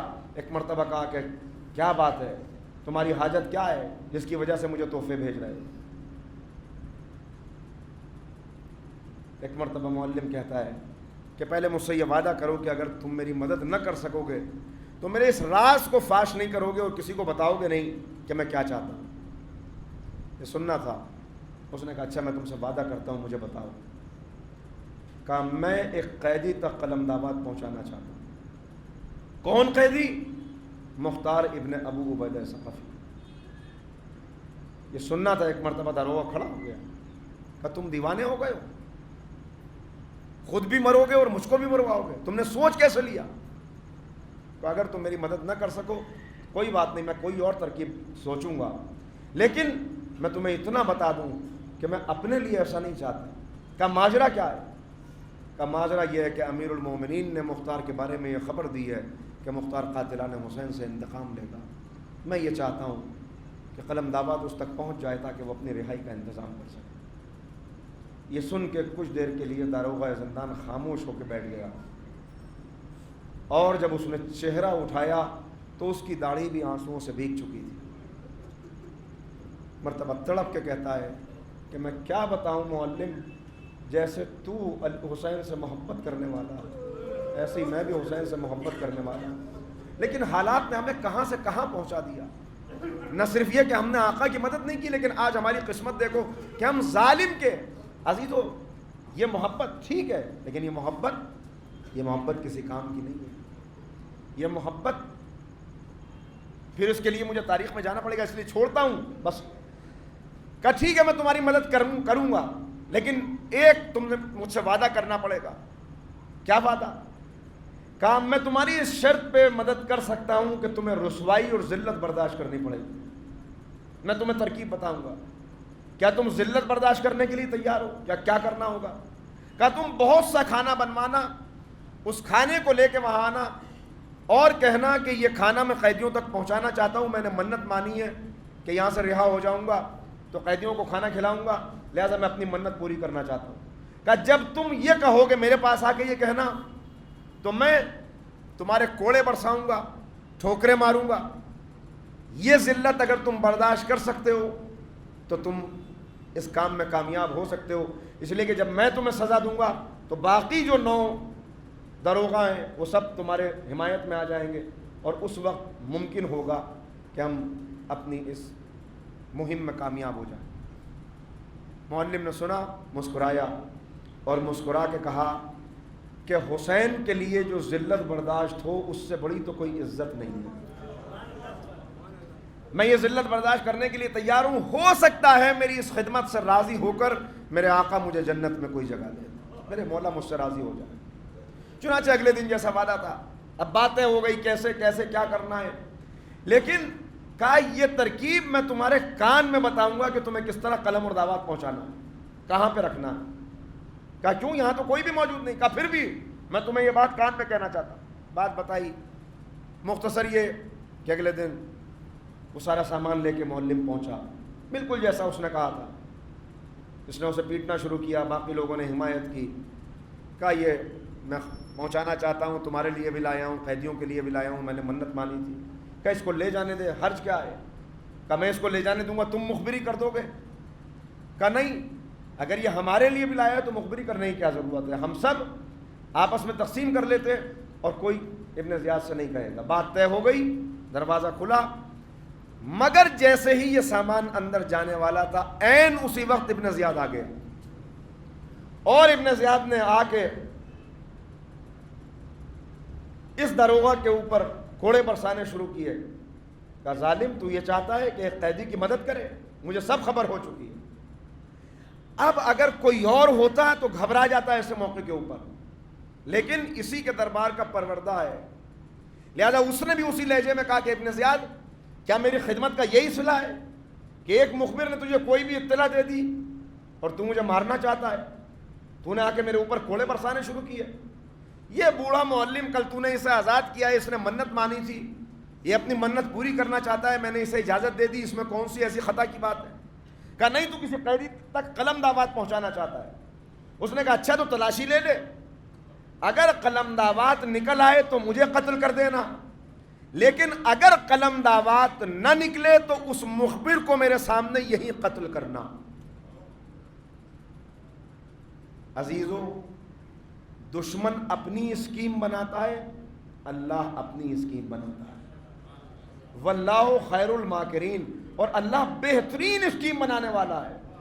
سب کی اسکیم فیل ہو سکتی ہے, لیکن اللہ جو اسکیم بنائے, جب وہاں سے تائید ہو جائے, جب وقت آ جائے, بہت تلاش کیا لیکن نہ قلم ملا نہ دعوات ملی. کھیرے کے اندر قلم رکھا گیا تھا, دعوات اخروٹ کے اندر رکھی گئی تھی, نہیں ملی, دونوں میں سے ایک چیز ہاتھ نہیں آئی. آخر ابن زیاد پیر پٹکتا ہوا جانے لگا. کہا تو نے مجھ سے وعدہ کیا تھا کہ مخبر کا سر قلم کرے گا. کہا سر تو قلم کر دوں, لیکن تو جانتا بھی ہے کہ مخبر کون ہے؟ مخبر کوئی اور نہیں, تیرا اپنا بیٹا ہے. کہا جو بھی ہو, تم نے مجھ سے وعدہ کیا ہے, اسے یہیں پہ لا کے قتل کرو. چنانچہ معلم کے سامنے اس کے بیٹے کو قتل کر دیا گیا. ابن زیاد پیر پٹکتا ہوا واپس چلا گیا. اس وقت معلم نے کہا کہ یہ تو تجھے بہت بڑی قیمت ادا کرنی پڑی. اس نے کہا کیسی قیمت؟ میرے تو کوئی اولاد ہے ہی نہیں, میں نے تو اسے لے کر پال لیا تھا, لیکن آج رسول اللہ کی ایک حدیث کو سچ ہوتے ہوئے اپنی آنکھوں سے دیکھ لیا.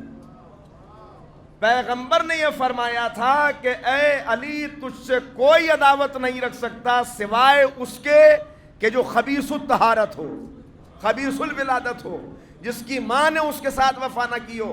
کہا کہ میں نے اسے پال لیا تھا, لیکن جب سے یہ جوان ہوا اپنی ماں کے اوپر بری نظر رکھتا تھا, لہذا میں نے اس کو نکال دیا تھا. یہ موقع تلاش کر رہا تھا کہ کسی طرح مجھ سے انتقام لے سکے, لیکن آج میں مطمئن ہوں کہ دشمن کیفر کردار تک پہنچ گیا. صلوات پڑھیں محمد و آلہ.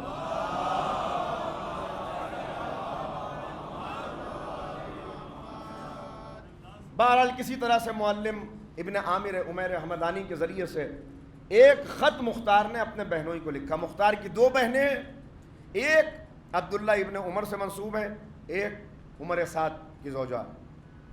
عبداللہ ابن عمر بڑی شخصیت ہے, اس لیے کہ صحابی رسول, خلیفہ رسول کے بیٹے ہیں.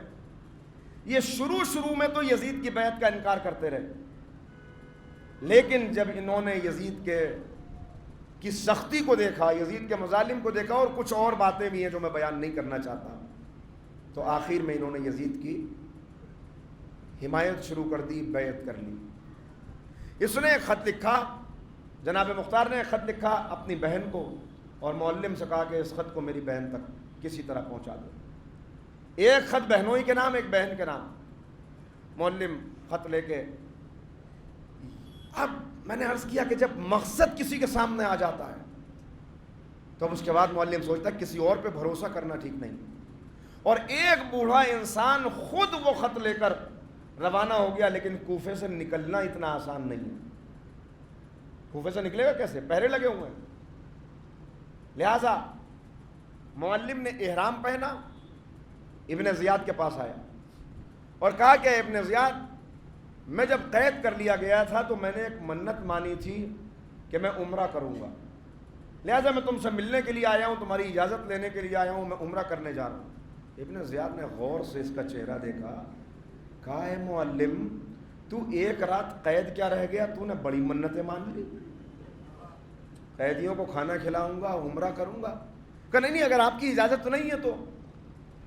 کہا اگر واقعی عمرہ کرنا جانا چاہتا ہے جا, کوئی حرج نہیں ہے. اجازت ملی, چلے یہاں سے معلم. اور اب لکھا ہے کہ منزلیں مارتے ہوئے جلدی سے جلدی پہنچ جانا چاہتے ہیں, کسی اور کے اوپر بھروسہ نہیں ہے. ایک بوڑھا انسان کہاں سے اس کے اندر اتنی طاقت آ گئی, منزلیں مارتے ہوئے جائے. ایک گھوڑا تھک جاتا تھا, اسے چھوڑ کے دوسرا تازہ دم گھوڑا لیتے تھے, اور منزلیں مارتے ہوئے معلم بڑھتے بڑھتے مکہ معظمہ پہنچ گئے. کہ جہاں عبداللہ ابن عمر رہتے ہیں اور حضرت صفیہ نام ہے ان کی زوجہ کا جو بہن ہے جناب مختار کی. مختار نے تاکید کر دی کہ بہنوئی کا خط بہنوئی کے ہاتھ میں دینا اور بہن سے خود گفتگو کرنا, اور جو میرا حال تم نے دیکھا ہے اس حال کو بعینہ ہی بیان کر دینا, اس کے اندر کوئی تکلف نہ کرنا, تاکہ اسے معلوم ہو جائے کہ میری کیفیت کیا ہے. میری بہن بہت محبت کرنے والی بہن ہے جناب صفیہ, اور حالات ایسے جو میں نے آپ کی خدمت میں ابھی عرض کر دیا کہ مختار قید کر لیے گئے لیکن صفیہ کو اس کی خبر بھی نہیں ہے. بہن بھائی کا انتظار کر رہی ہے, اور اتفاق یہ ہے کیونکہ ساری چیزیں ملتی چلی جا رہی ہیں کہ یہ وہ گھر پہ وہ کیفیت آ گئی ہے کہ جناب صفیہ نے کھانا پینا چھوڑ دیا کہ جب تک میرے بھائی کی کوئی خبر نہیں ملے گی اس وقت تک میں کوئی غذا نہیں کھاؤں گی. آپ اتنے بڑی شخصیت ہیں, کیوں میرے بھائی کے بارے میں پتہ نہیں لگاتے؟ عبداللہ ابن عمر روز کہتے ہیں میں پتہ لگانے کی کوشش کروں گا, میں ہر کوشش کروں گا, لیکن تم ایسا نہ کرو. لیکن لکھا ہوا ہے کہ گھر میں بعض خواتین ہوتی ہیں کہ جو ذرا ڈومینیٹنگ قسم کی ہوتی ہیں. اچھا آج تو یہ ایک عام سی بات ہے, لیکن اس دور میں معاملہ کچھ ایسا نہیں تھا. لیکن یہ کچھ اس طرح کی خاتون تھی کہ گھر میں انہی کی بات چلتی تھی. بہت عین اسی وقت پہ معلم عمیر ابن عامر حمدانی پہنچے, خط دیا, بہن کو پتہ چلا بھائی کا خط آیا ہے, پردے ڈالے گئے, معلم آئے اور پوری کیفیت بیان کی ہے تمہارے بھائی نے خط دیا ہے اور تمہارے بھائی کی یہ حالت ہے, ابن زیاد نے گرفتار کیا ہے. بس اب تو جناب صفیہ کا عالم یہ تھا کہ انہوں نے اپنے بالوں کو نوچ ڈالا. عرب کی خواتین کا آج بھی یہ طریقہ ہے. مجھے نہیں معلوم تھا کہ واقعاً کیا آج بھی ایسا طریقہ ہے, لیکن اتفاق سے ابھی 2 سال پہلے جو لندن میں عشرہ محرم خطاب کرنے کا شرف حاصل ہوا, تو اس وقت بڑے امام بارگاہ سے دن میں زنانی مجلس ہوتی تھی اور رات میں مردانی مجلس, تو بہت شور کی آواز آ رہی تھی. تو میں نے سوال کیا کہ آج کون سی مجلس ہو رہی ہے؟ تو انہوں نے کہا کہ آج 8 محرم تھی, 8 محرم کو آج ایک مخصوص مجلس ہوتی ہے کہ جس میں عرب خواتین آتی ہیں, کہ وہ ہر امام بارگاہ کے اندر جاتی ہیں, لہٰذا آج اس وقت وہ آئی ہوئی ہیں اور وہ اپنے انداز میں پرسہ دے رہی ہیں. تو میں نے معلوم کیا ان سے کہ وہ اپنے انداز میں پرسہ دے رہی ہیں, لیکن یہ اتنی آواز ہے.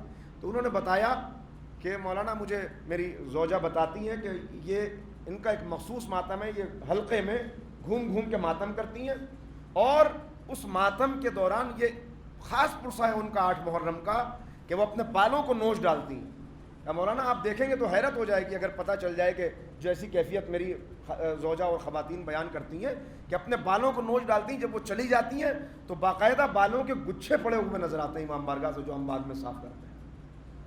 تو یہ طریقہ انہیں معلوم ہوا, انہوں نے اپنے بالوں کو نوچ ڈالا اور ابن عمر سے کہا کہ اسی وقت یزید کو خط لکھو اور کہو کہ میرے بھائی کو رہا کرو.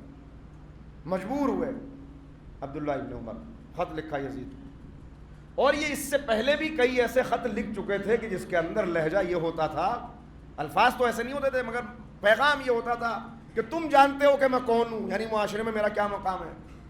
اگر تم نے میری بات نہ مانی تو پھر جان لو کہ میں معاشرے کو تمہارے خلاف کر سکتا ہوں. اس انداز کے کئی خط انہوں نے لکھے تھے. تو ایک مرتبہ جو انہوں نے ایسا خط لکھا تو یزید نے انہیں بلایا.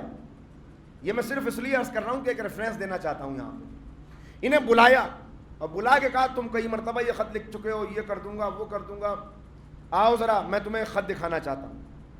ان کو لے کے اندر کے اپنے حجرے میں آیا, ایک صندوق کھولا, اس کے اندر سے ایک خط نکالا اور کہا ذرا اس خط کو پڑھ لو. اب جو انہوں نے خط پڑھنا شروع کیا تو ایک رنگ چہرے پہ آتا تھا, ایک جاتا تھا. کیا خط تھا؟ وہ خط تھا جو ان کے ابا نے ان کے ابا کو لکھا تھا.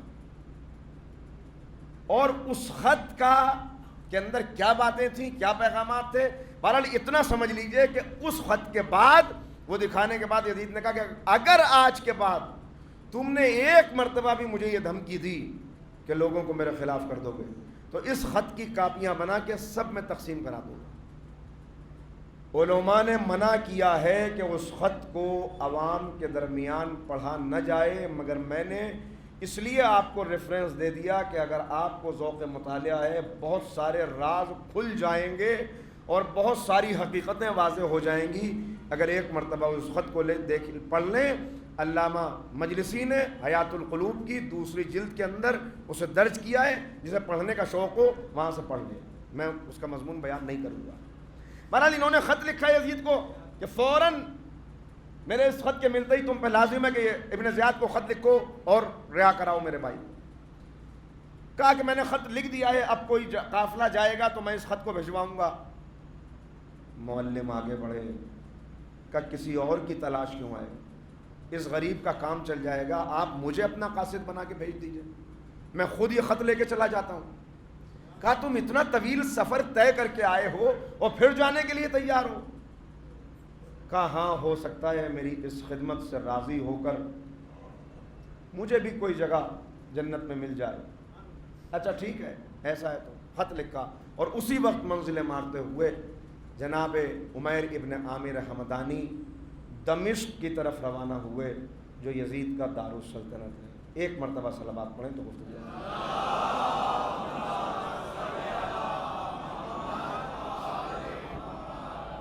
آج کے بعد 2 تقریریں باقی ہیں اور اس میں بھی پتہ نہیں بات کہاں تک پہنچ پائے گی، لہذا میں نے آج یہ طے کیا تھا اگر اس پہ عمل کر سکوں ابھی 10 منٹ کے بعد میں، کہ ادھر پیرلل ہم گفتگو کو چلائیں گے، ادھر تو میں یہ بیان کرتا رہوں گا کہ کیسے حکومت قائم ہو رہی ہے، اور ساتھ ساتھ کچھ مجرموں کی سزا بھی آخر کے 10 منٹ میں آپ کی خدمت میں بیان کروں گا، تاکہ اگر آئندہ 2 مجلسوں میں وقت نہ مل سکے تو ایسا نہ ہو کہ بالکل ہی موضوع کا حق ادا نہ ہو سکے، لہذا آخر کے 10 منٹ میں تھوڑا سا عرض کروں گا۔ پہنچا اب مسجد میں آئے دمشق کی، غسل کیا، مسجد میں پہنچے، نماز پڑھی، نمازیوں سے التجا کی کہ میرے لیے دعا کرنا، میں ایک مقصد لے کے آیا ہوں، وہ مقصد میرا پورا ہو جائے۔ سارے نمازیوں نے دعا کی۔ اب ان کو یہ خیال ان کا یہ ہے کہ خط میں لے کے آیا ہوں، ابھی یزید تک یہ خط پہنچاؤں گا اور اس سے رہائی کا پروانہ لے کے واپس روانہ ہو جاؤں گا۔ پہنچے، جو یہ خیال لے کے آیا تھا کہ ابھی چند لمحے میں مجھے یزید سے ملوا دیا جائے گا، جب وہ یزید کے محل کی طرف چلا تو پہلے ہی دروازے کے اوپر جو باہر کا دروازہ ہے وہاں محافظوں نے روک دیا اور کہا کس مقصد سے آئے ہو؟ کہا میں امیر سے ملنا چاہتا ہوں، اور اس کے بعد انہوں نے دھکے دینے شروع کیے، دفع ہو جاؤ یہاں سے، چلے آتے ہیں منہ اٹھائے ہوئے امیر سے ملنا، چلے جاؤ نہیں ملیں گے۔ مایوس ہو کے واپس آ گئے، انتظار کیا کہ ڈیوٹی چینج ہو جائے، دوسرے محافظ آ جائیں تب مجھے جانے کا موقع مل جائے۔ 1 دن 2 دن، بس مختصر کر رہا ہوں بات کو، 3 دن 4 دن 17 دن گزر گئے۔ 17 دن گزر گئے، ایک حاجت مند اپنی کوئی حاجت لے کے آیا ہے اور اسے سو کالڈ مسلمانوں کے خلیفہ سے ملنے کی اجازت نہیں مل پا رہی ہے۔ روز مسجد میں آ جاتے ہیں، مومنین سے، لوگوں سے کہتے ہیں کہ دعائیں کریں۔ 17 دن جب گزر گئے تو 17ویں دن امام مسجد ان سے ملنے کے لیے آئے۔ روز کوئی ہے دعا کراتا ہے، اس کی حاجت کیا ہے، اس کی پریشانی کیا ہے؟ کہا بھائی تم یہ کہتے ہو کہ میں اپنے مقصد میں کامیاب ہو جاؤں، ذرا اپنا مقصد تو بیان کرو، ہو سکتا ہے ہم تمہاری کوئی مدد کر سکیں۔ تو اس نے کہا کہ معاف کیجئے، وہ ایک راز ہے، وہ میں آپ کو بتا نہیں سکتا۔ عزیزو، ایک بات ہے کہ جسے آپ بھی بہت اچھی طرح جانتے ہیں کہ اگر پردیس میں بھی کسی مولا کے عاشق کو کوئی مولا کا عاشق مل جائے تو تعارف ہو یا نہ ہو، دل کی دھڑکنیں گواہی دے دیتی ہیں کہ ہے کوئی اپنا ہی۔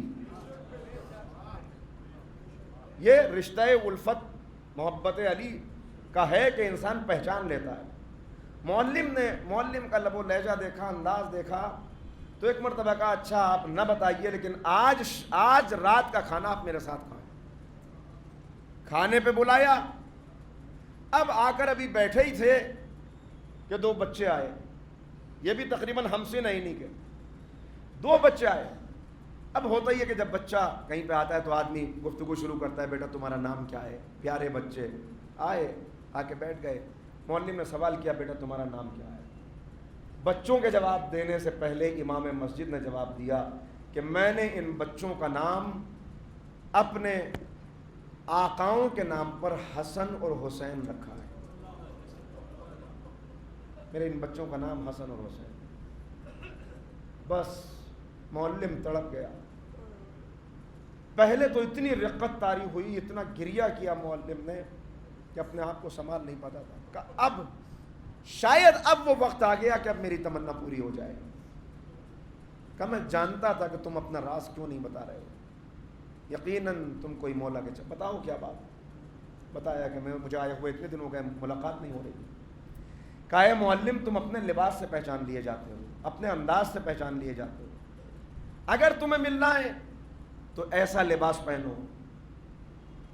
لباس بتایا, یہ خوشبو لگاؤ, یہ انداز اختیار کرو. اور اب کے جب تم جاؤ تو محافظوں کی طرف کوئی توجہ نہ کرنا, اکڑتے ہوئے جانا کہ جیسے پرانے آنے والے ہو اس دربار میں, پرانے شناسہ ہو. اکڑتے ہوئے جانا. اگر وہ تمہیں سلام کرے جھٹک دینا, سلام کا جواب بھی نہ دینا. تمہارے اس تکبر اور غرور کو دیکھ کر وہ سمجھ جائیں گے کہ تم یزید کے کوئی خاص آدمی ہو. اس لیے کہ تکبر کرنا مومن کا شیوا نہیں ہے.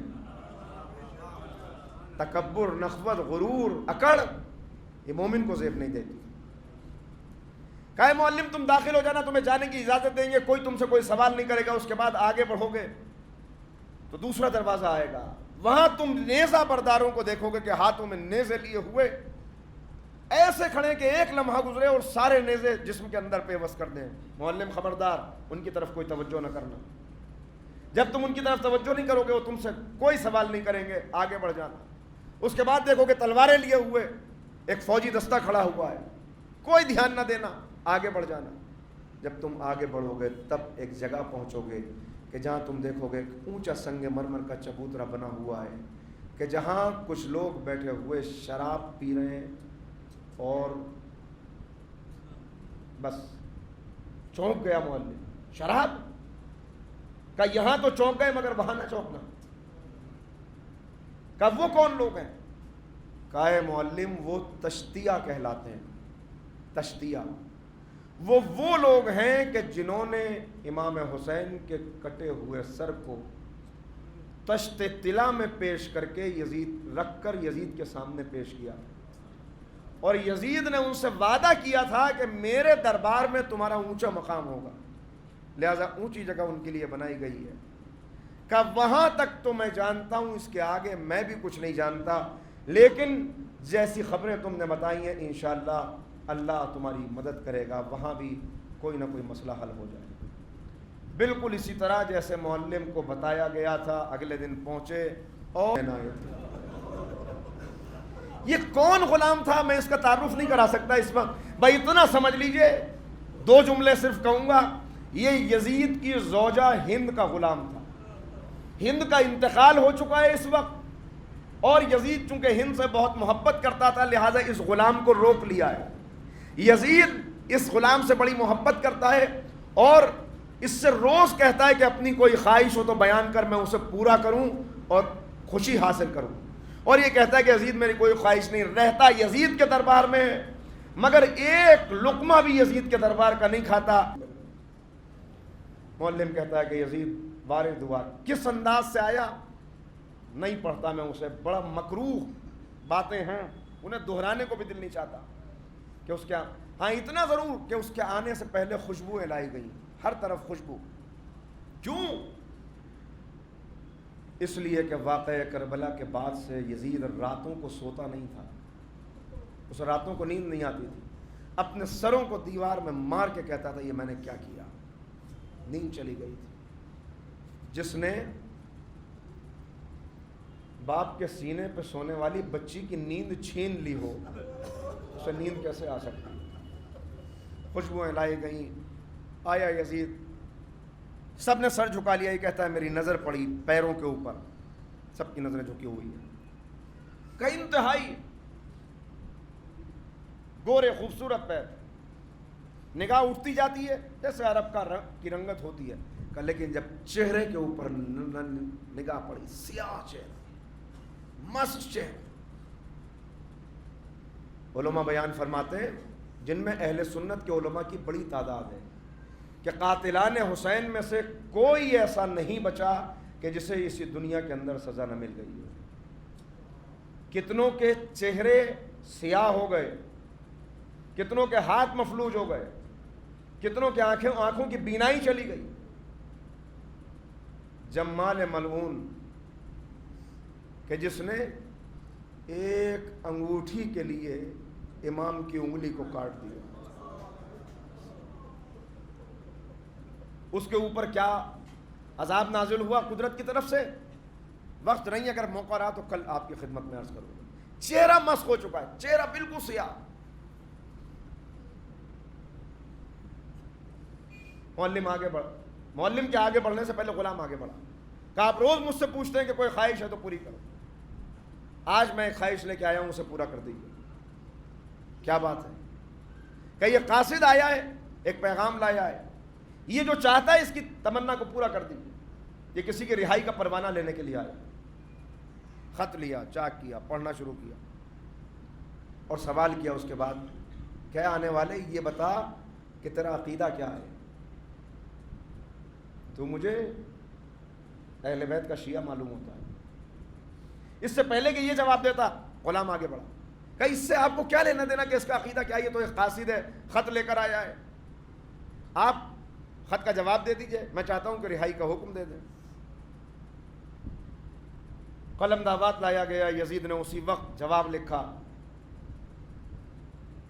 اور ابن زیاد کو حکم دیا کہ اس خط کے ملتے ہی مختار کو رہا کر دو۔ جب خط لکھ دیا کہا ایک جملہ اس میں میری طرف سے بڑھا دیجئے، غلام آگے بڑھا، کہا ایک جملہ بڑھا دیجئے، اس لیے کہ خط یہی اسی کو دے دیجئے، معلم کو، یہ لے کے جائے گا، لیکن ایک جملہ بڑھا دیجئے کہ جو یہ خط تمہارے پاس لے کر آ رہا ہے یہ ہمارا خاص آدمی ہے، اس کا احترام کرنا اور خبردار اس کے ساتھ کوئی گستاخی نہ ہو۔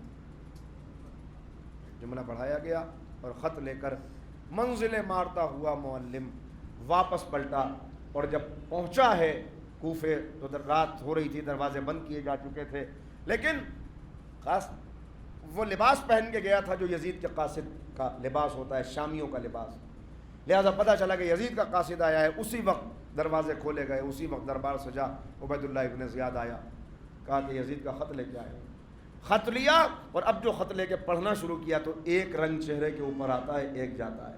خط پڑھنے کے بعد کہا کہ آنے والے ذرا اپنے چہرے سے نقاب تو ہٹا، میں دیکھوں تو صحیح کہ تو کون ہے۔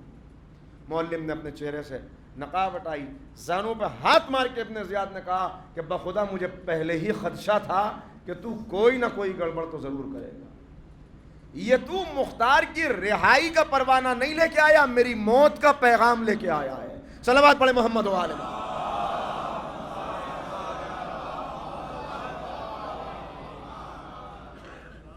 رات کے اسی پہر حکم دیا گیا، زندان کھلا، جناب مختار کو نکالا گیا، زنجیریں پہنا کر انہیں آگ سے پگھلا دیا گیا تھا، لہذا زنجیروں کو کھولنا ممکن نہیں تھا۔ لوہار بلایا گیا، اسی وقت زنجیریں کٹیں، ناخون ترشوائے گئے، زخم تھا پیشانی کے اوپر، جو آپ کو یاد ہوگا میں نے بیان کیا کہ جو اپنی چھڑی کھینچ کے ماری تھی اس کی وجہ سے زخم تھا، کہ جو موقع نہیں آ رہا تھا کہ اس زخم کو بھرنے دیا جائے۔ مرہم پٹی ہوئی اور اس کے بعد مختار دربار ابن زیاد میں حاضر کیے گئے۔ کہا کہ مختار 24 گھنٹے کا وقت ہے، کوفے سے چلا جا کر اپنی زندگی چاہتا ہے۔ جناب مختار نے نگاہ اٹھائی، کہا میں یہاں پہ ٹھہروں گا بھی نہیں، میں یہاں سے چلا جاؤں گا، اس لیے کہ یہاں پہ ٹھہر کر میں تیری موت کا انتظام کر بھی نہیں سکتا، میں جاؤں گا مگر تیرے دربار میں یہ قسم کھا کے جاتا ہوں کہ اب اس وقت تک اچھی غذا نہیں کھاؤں گا جب تک تجھے قتل نہ کر دوں، اس وقت تک اچھا لباس نہیں پہنوں گا جب تک قاتلوں سے انتقام نہ لے لوں، اس وقت تک اپنے گھر واپس نہیں جاؤں گا جب تک اپنے مشن کو پورا نہ کر لوں۔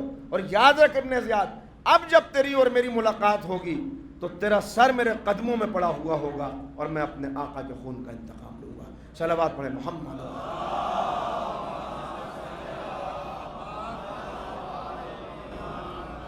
یہاں سے رہا ہو کر جناب مختار نکلے۔ عجیب بات ہے، معلم جس کا اتنا بڑا کردار ہے عمیر ابن عامر حمدانی کا، بس یہاں پہ اتنا اور نظر آتا ہے کہ جب جناب مختار نکلے ہیں تو معلم سے کہہ رہے ہیں کہ معلم اب تو بھی کوفے سے باہر چلا جا، ہجرت کر لے یہاں سے اور کوفے کبھی پلٹ کے نہ آنا۔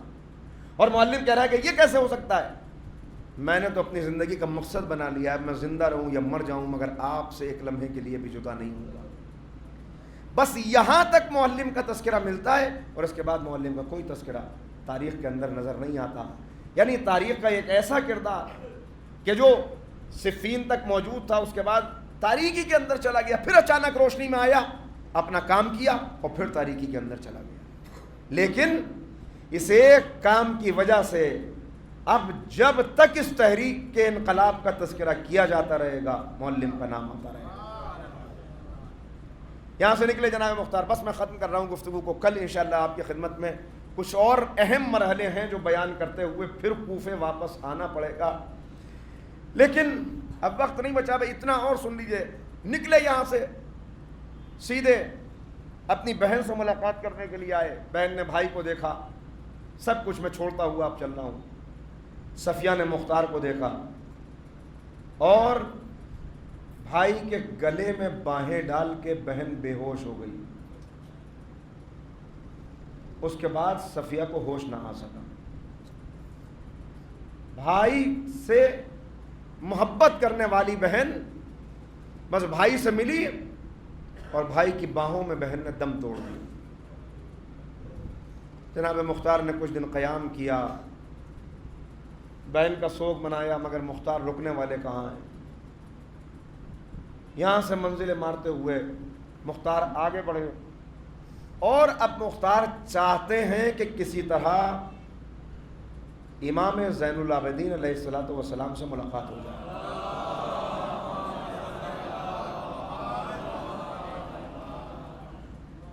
کیسے پہنچے جناب مختار امام تک؟ اس لیے کہ امام بظاہر آزاد ہیں، لیکن آزاد ہونے کے باوجود ہر وقت دشمن کی نگاہ ہے۔ بظاہر آزاد ہے لیکن ایک لمحے کے لیے بھی امام آزاد نہیں ہے۔ اس کی تفصیل میں عرض کروں گا آئندہ۔ جناب مختار شاگرد ہیں محمد حنفیہ کے، حالانکہ جناب محمد حنفیہ عمر میں آپ سے چھوٹے ہیں، لیکن فن سپاہ گیری، تلوار چلانا اور علم حدیث و قرآن آپ نے جناب محمد حنفیہ سے سیکھا ہے۔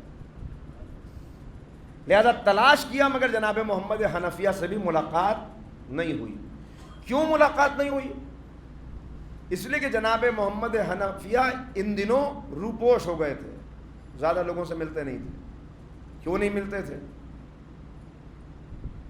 اس کا بھی ایک سبب ہے، اگر میں اس کو سنانا چاہوں تو بات بہت، تاریخ کا ایک کردار ہے عبداللہ ابن زبیر۔ عبداللہ ابن زبیر اس دور تک آتے آتے جس کا میں بیان کر رہا ہوں، بھائی اتنا سمجھ لیجئے کہ پوری اسلامی دنیا 3 حصوں کے اندر تقسیم ہے۔ ایک ہے حجاز، ایک کانٹیننٹ ہے حجاز۔ حجاز کے اندر 2 شہر آتے ہیں، مکہ اور مدینہ۔ ایک ہے عراق، عراق کے اندر کوفہ اور بصرہ، اور تیسرا ہے دمشق جو یزید کا دارالسلطنت ہے۔ حجاز میں جو 2 شہر ہیں مدینہ اور مکہ، اس میں مکے میں عبداللہ ابن زبیر اپنی حکومت تقریباً مضبوط کر چکے ہیں، اس لیے کہ آپ کو یاد ہوگا کہ جب امام مکے تشریف لائے تو مکے میں عبداللہ ابن زبیر کو امام کا مکے میں رہنا منظور نہیں تھا۔ کیوں منظور نہیں تھا؟ اس لیے کہ انہوں نے انکار بیعت تو کیا تھا، لیکن انکار بیعت اس لیے نہیں کیا تھا کہ یزید کو لائق بیعت نہیں سمجھتے تھے، بلکہ اس لیے کیا تھا کہ اپنے آپ کو مستحق خلافت سمجھتے تھے۔ کون ہے عبداللہ ابن زبیر؟ مولائے کائنات کے سگے پھوپھی زاد بھائی ہیں زبیر، سگے پھوپھی زاد بھائی۔ عرض کر چکا ہوں، نہج البلاغہ کا خطبہ موجود ہے کہ جس میں مولا قاصد سے کہہ رہے ہیں، اس کو کوئی خط دیا ہے اور اس سے کہہ رہے ہیں کہ زبیر سے جا کر کہنا کہ تمہارے ماموزات نے یہ کہا ہے کہ تم مدینے میں مجھے پہچانتے تھے اور کوفے میں مجھے بھول گئے. جملہ موجود ہے کہ امام فرماتے ہیں کہ زبیر ہمارے اہل بیت میں سے تھا یہاں تک کہ اس کا بیٹا جوان ہو گیا. بیٹا ایسا ہے کہ جس نے باپ کو بھی، عرض کر چکا ہوں جناب زبیر کے بارے میں اس لیے دہراؤں گا نہیں بھائی، اتنا سمجھ لیجئے کہ جنگ جمل میں مولا کائنات نے زبیر کو بلایا اور زبیر سے بلا کے کہا زبیر، یہ عجیب بات ہے، مولا کا پھوپھی ذات بھائی ہے، ساتھ دیا ہے ہر موقع کے اوپر، لیکن آج میدان جمل میں مولا کے مقابل کھڑا ہوا. کہا زبیر میں تمہیں ایک واقعہ یاد دلانا چاہتا ہوں. تمہیں معلوم ہے، تمہیں یاد ہے ایک دن تم اور میں دونوں مسکراتے ہوئے رسول کی خدمت میں پہنچے تھے. اس دن پیغمبر نے تم سے کہا تھا کہ اے زبیر آج تو تم علی سے اتنا خوش ہو کہ مسکرا رہے ہو، لیکن ایک دن تم علی کے حق کا خیال نہ کرو گے. زبیر اس دن تم باطل پر ہوگے. یاد دلایا مولا کہ اس واقعے کی یاد دلانے کے بعد زبیر کا نظریہ بدل گیا. نہیں، میں اس واقعے کو بھول گیا تھا، مجھے یاد آ گیا ہے، یہی وہ موقع تھا جس کے لیے پیغمبر نے خبر دی تھی، لہٰذا اب میں اس جنگ میں حصہ نہیں لوں گا. اور نکل گئے میدان سے. تانے دیے گئے، زبیر علی کی تلوار سے ڈر گیا اس لیے جا رہا ہے. نکل گئے. لیکن اب پوری تفصیل اس کی بیان نہیں کرنی. قتل کر دیے گئے. قتل کر دیے گئے طلحہ اور زبیر. طلحہ کیسے قتل ہوئے؟ اسی میدان کے اندر. مروان ابن حکم جس کا تذکرہ کل کی مجلس میں آئے گا. بھائی اتنا سمجھ لیجئے کہ پیغمبر کا بدترین دشمن، مولا کائنات کا بدترین دشمن ہے مروان ابن حکم. اس جنگ کے اندر اس نے بھی حصہ لیا ہے، لیکن عجیب بات ہے، عجیب کردار ہے جو آپ کی خدمت میں عرض کر رہا ہوں. اپنی فوج پہ بھی تیر چلاتا جاتا ہے اور مولا کی فوج پہ بھی تیر چلا رہا ہے. ادھر بھی تیر مار رہا ہے، ادھر بھی مار رہا ہے، ادھر بھی مار رہا ہے، ادھر بھی مار رہا ہے. چاہے تم مرو چاہے تم مرو، دونوں میں فائدہ ہمارا ہے.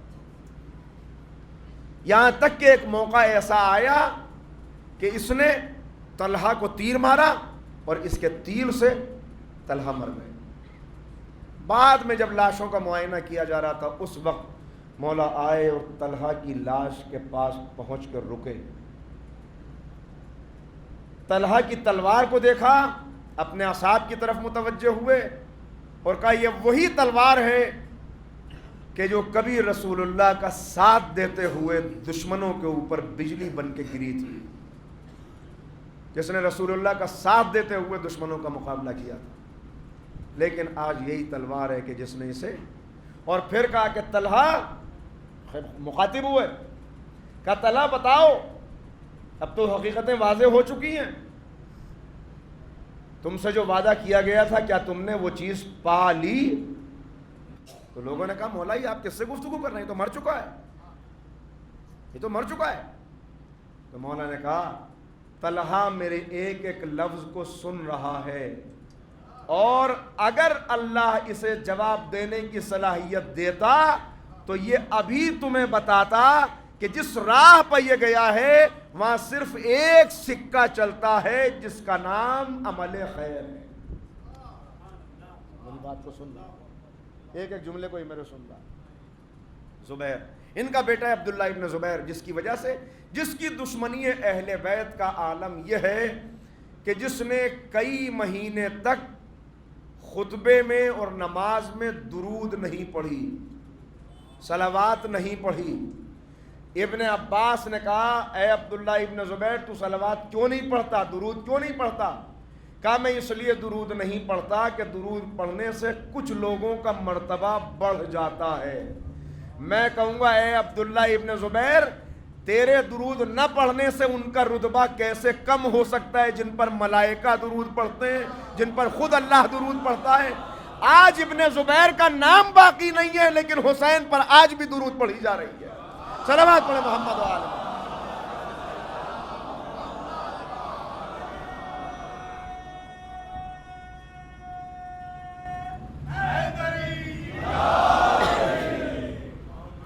عبداللہ ابن زبیر. تو مکے میں عبداللہ ابن زبیر ہے.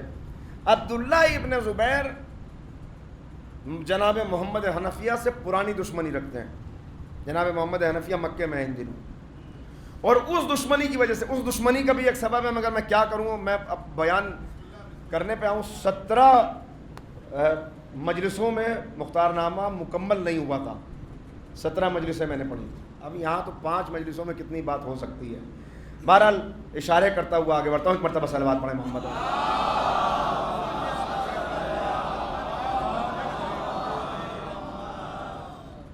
محمد حنفیہ کیا اسباب ہیں اس کے, اگر موقع رہا تو آخری تقریر میں عرض کر دوں. ملاقات نہیں ہوئی جناب محمد حنفیہ سے. آخر امام کی خدمت میں 2 روایتیں ہیں یہاں پر, علماء کی 2 جماعتیں ہیں. ایک یہ کہتے ہیں کہ امام کی خدمت میں پہنچ گئے جناب مختار, لیکن امام نے سلام و دعا ہوئی, اس کے بعد التفات نہ کیا, امام نے توجہ نہ دی. جب امام نے توجہ نہیں دی تو واپس چلے گئے. پھر جناب محمد حنفیہ سے رابطہ کرنے کی کوشش کی, مگر ملاقات نہیں ہو سکی. اسی وقت انہیں یہ پتا چلا, اچھا نہیں, اس کو یہاں سے بات کل شروع کریں. توجہ نہیں دی, امام نے واپس ہوئے, محمد حنفیہ سے بھی ملاقات نہیں ہوئی. اب کچھ جناب مختار کے سمجھ میں نہیں آ رہا, لہٰذا یہاں سے یہ اپنے وطن طائف تشریف لے گئے, اور اس میں بھی بے چینی کے عالم میں ایک جگہ سے دوسری جگہ جاتے ہیں, دعائیں کرتے ہیں, روزے رکھتے ہیں. معبود جس کا مجھ سے وعدہ کیا گیا ہے وہ وقت کب آئے گا, کیسے زمین ہموار ہوگی, کیسے میں اپنے آقا کا انتقام لے سکوں گا. طائف چلے گئے جناب. میں اس گفتگو کو یہاں پر روکتا ہوں, اور اس لیے کہ مجھے احساس ہے کہ کل ورکنگ ڈے ہے, لہٰذا گفتگو یہاں سے آگے نہیں ہے. کل کی گفتگو کے لیے آپ آمادہ ہو کے آئیے گا. آپ نہ بھی آمادہ ہوں گے تو مجھے کل 2 گھنٹے, 2.25 گھنٹے, ہو سکتا ہے 2.5 گھنٹے بھی پڑھنا پڑے. ایک مرتبہ صلوات پڑھ دیں محمد.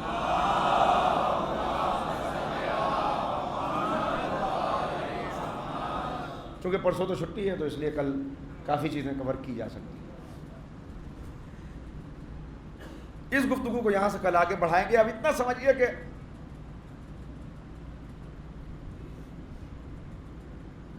مولا کے چاہنے والوں میں ایک نام ہے منہال کا, منہال کوفی. منہال جن سے کئی روایتیں آپ نے سنی ہیں, جو مولا کی خدمت میں آتے تھے امام زین العابدین کی, اور جب روتا ہوا دیکھتے تھے تو کہتے تھے مولا کیوں اتنا روتے ہیں, مولا کیوں اتنا گریہ فرماتے ہیں. ایک دن منہال کوفے میں وارد ہوئے. اب منہال خود یہاں پہ راوی ہیں, منہال روایت کر رہے ہیں کہ میں کوفے میں داخل ہوا تو میں نے دیکھا کہ کوفے میں افراتفری ہے. کچھ سپاہی ہیں جو نظر آ رہے ہیں, اور جناب مختار سواری کے اوپر سوار ہے. یہ حکومت قائم ہونے کے بعد کی بات. ایک ایک واقعہ سناتا ہوا چلوں گا, اس پر بس گفتگو رک رہی ہے. سواری کے اوپر سوار ہیں, اشارے کر رہے ہیں, اب سپاہیوں سے کچھ کہہ رہے ہیں. کہ میری سمجھ میں کچھ نہیں آیا, میں وہاں پہ جا کر رک گیا. کہ اسی وقت میں نے دیکھا کہ کچھ گلی کے اندر سے سپاہی نکلے اور وہ کسی کو گرفتار کر کے لائے تھے. کہ اس کو زمین پہ لٹایا ہوا تھا اور گھسیٹ رہے تھے, لہٰذا میں دیکھ نہیں سکا کہ چہرہ کون ہے. جب وہ قریب لایا گیا, کہ مختار اس وقت بڑے جلال کے عالم میں تھے, بہت جلال کے عالم میں تھے. لہٰذا انہوں نے جب قریب لایا گیا تو انہوں نے کہا کہ تلوار تلوار تلوار, تو فوراً ان کے سامنے تلوار پیش کی گئی. کہا اب میں متوجہ ہوا کہ یہ کون ہے, اور اب جو دیکھا اور معلوم کیا تو پتہ چلا کہ ہرملہ گرفتار کیا گیا. جناب مختار نے کہا ہرملہ بتا تو نے کربلا میں کیا کیا مظالم کیے.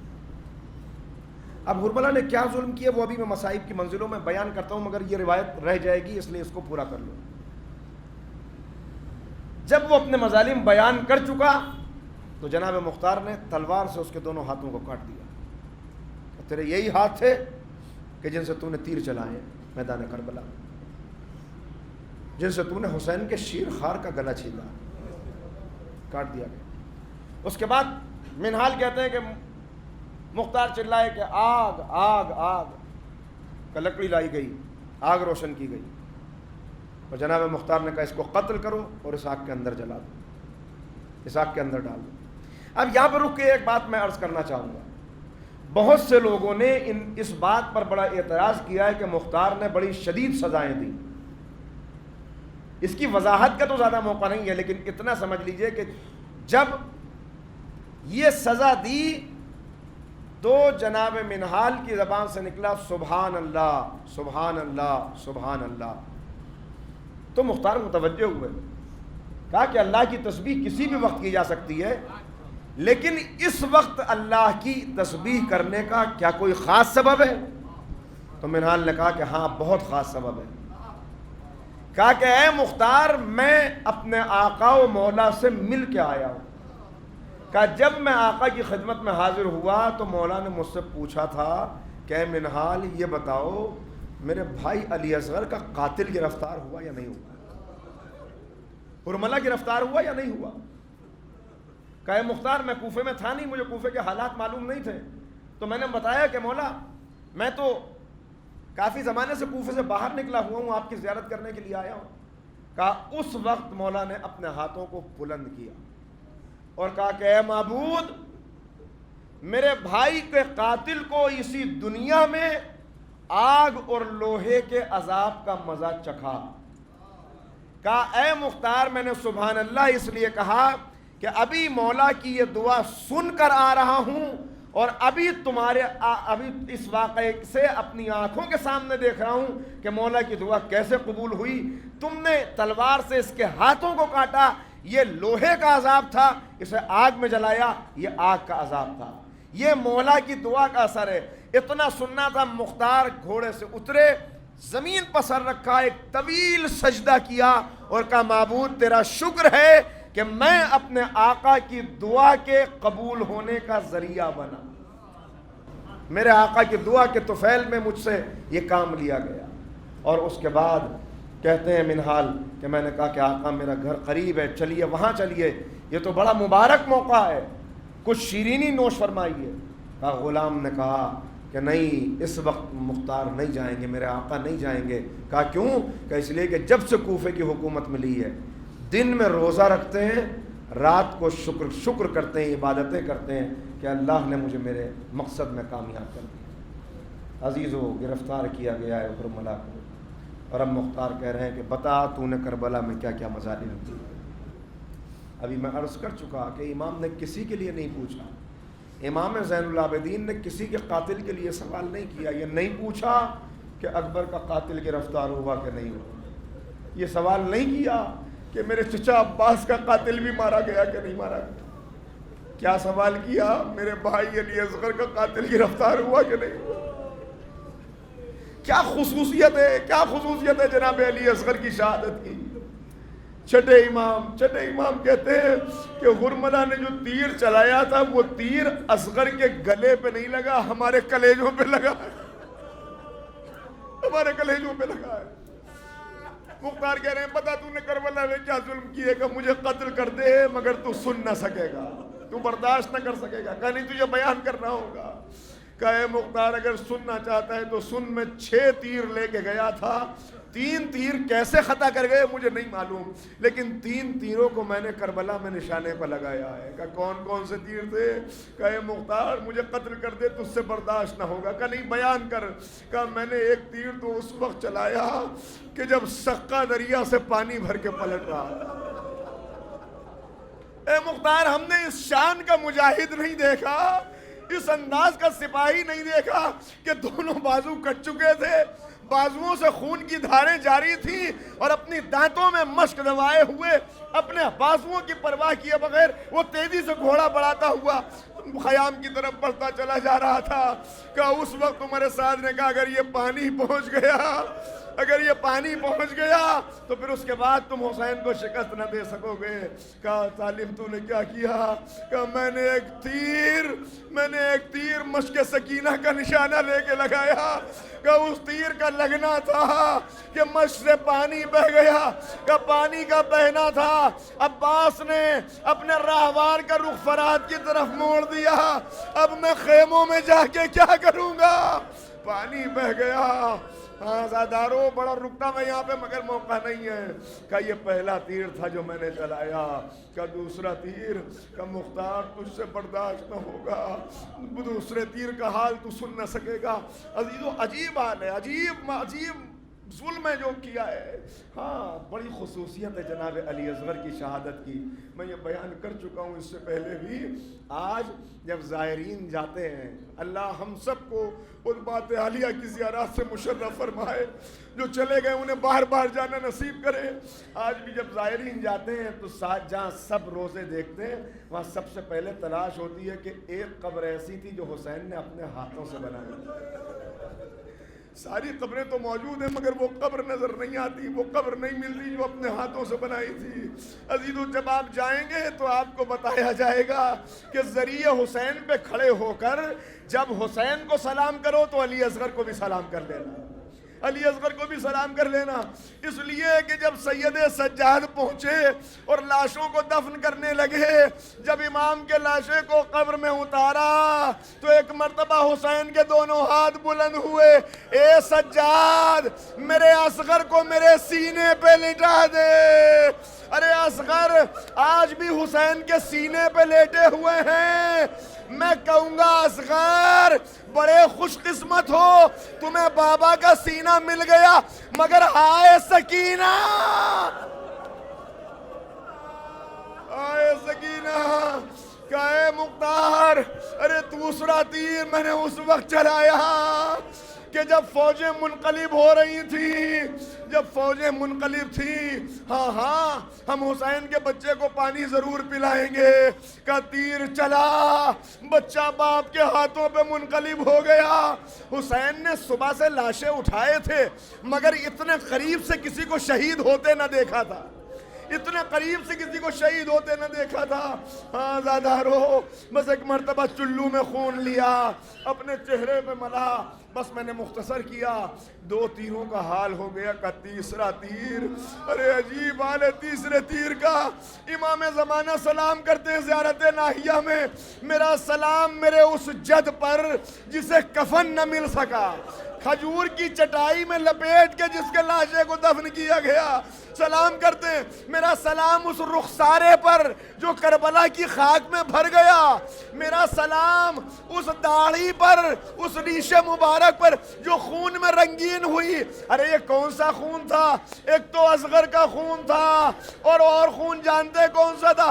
جب حسین پشت ذوالجناح پر جھوم رہے تھے، ارے گرنا چاہتے تھے مگر گر نہ پاتے تھے، بدن پہ اتنا تیر تھے۔ ایک مرتبہ عمر سعد نے کہا ارے کیا تم میں کوئی نہیں ہے جو حسین کو ذوالجناح سے گرا دے؟ ہرملہ کہتا ہے اس وقت میں آگے بڑھا، اپنے گھٹنے کو زمین پر رکھا اور تیسرا تیر حسین کے حلقہ گلو کا نشانہ لے کے چلایا، کا تیر گلے سے پیوست ہو کے پشت کی طرف سے نکل گیا۔ فاطمہ کے لال نے ہاتھ پھیلا دیے، ایک مرتبہ دونوں ہاتھوں سے تیر کو پکڑا، ارے اب جو تیر کھینچا خون کا فوارہ، داڑھی خون سے خضاب ہوئی۔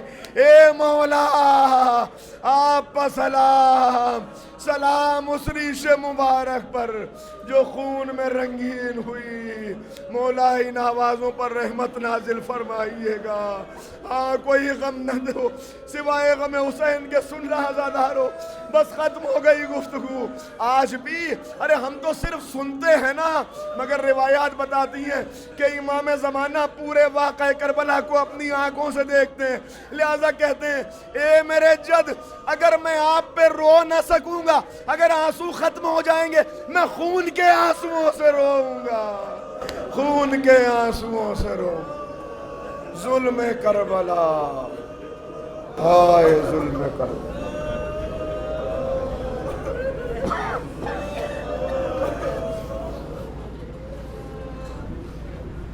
الا لعنۃ اللہ علی القوم الظالمین وسیعلم الذین ظلموا ای منقلبون۔ ہمارے الہ اس ذکر کے صدقے میں ہمارے گناہان کبیرہ و صغیرہ کو معاف فرما۔ معبود حضرت علی اصغر کی شہادت کے ان مصائب کا واسطہ جو بے اولاد ہیں انہیں اولاد کی نعمت سے سرفراز فرما۔ بار الہ جو صاحبان اولاد ہیں ان کی اولادوں کو محبت اہل بیت کے پروان چڑھا۔ بار الہ بزرگوں کو قوت و توانائی اور طول حیات عنایت فرما، جوانوں کو دین کا سرمایہ قرار دے۔ معبود جو مقروض ہیں ان کے قرضوں کو غیب سے عطا فرما، جو بیمار ہیں انہیں شفائے کاملہ و عاجلہ عنایت فرما۔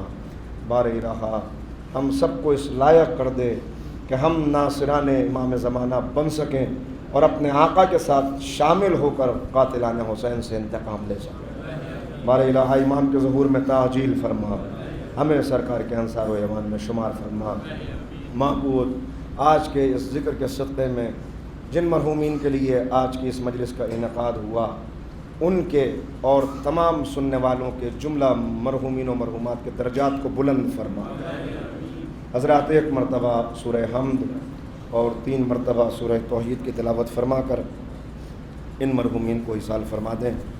جناب سید توقیر حسین ابن سید شکیل حسین اور مرحومہ سیدہ نسیم فاطمہ بنت سید ریاست، مرحومہ تسنیم فاطمہ بنت کوثر علی،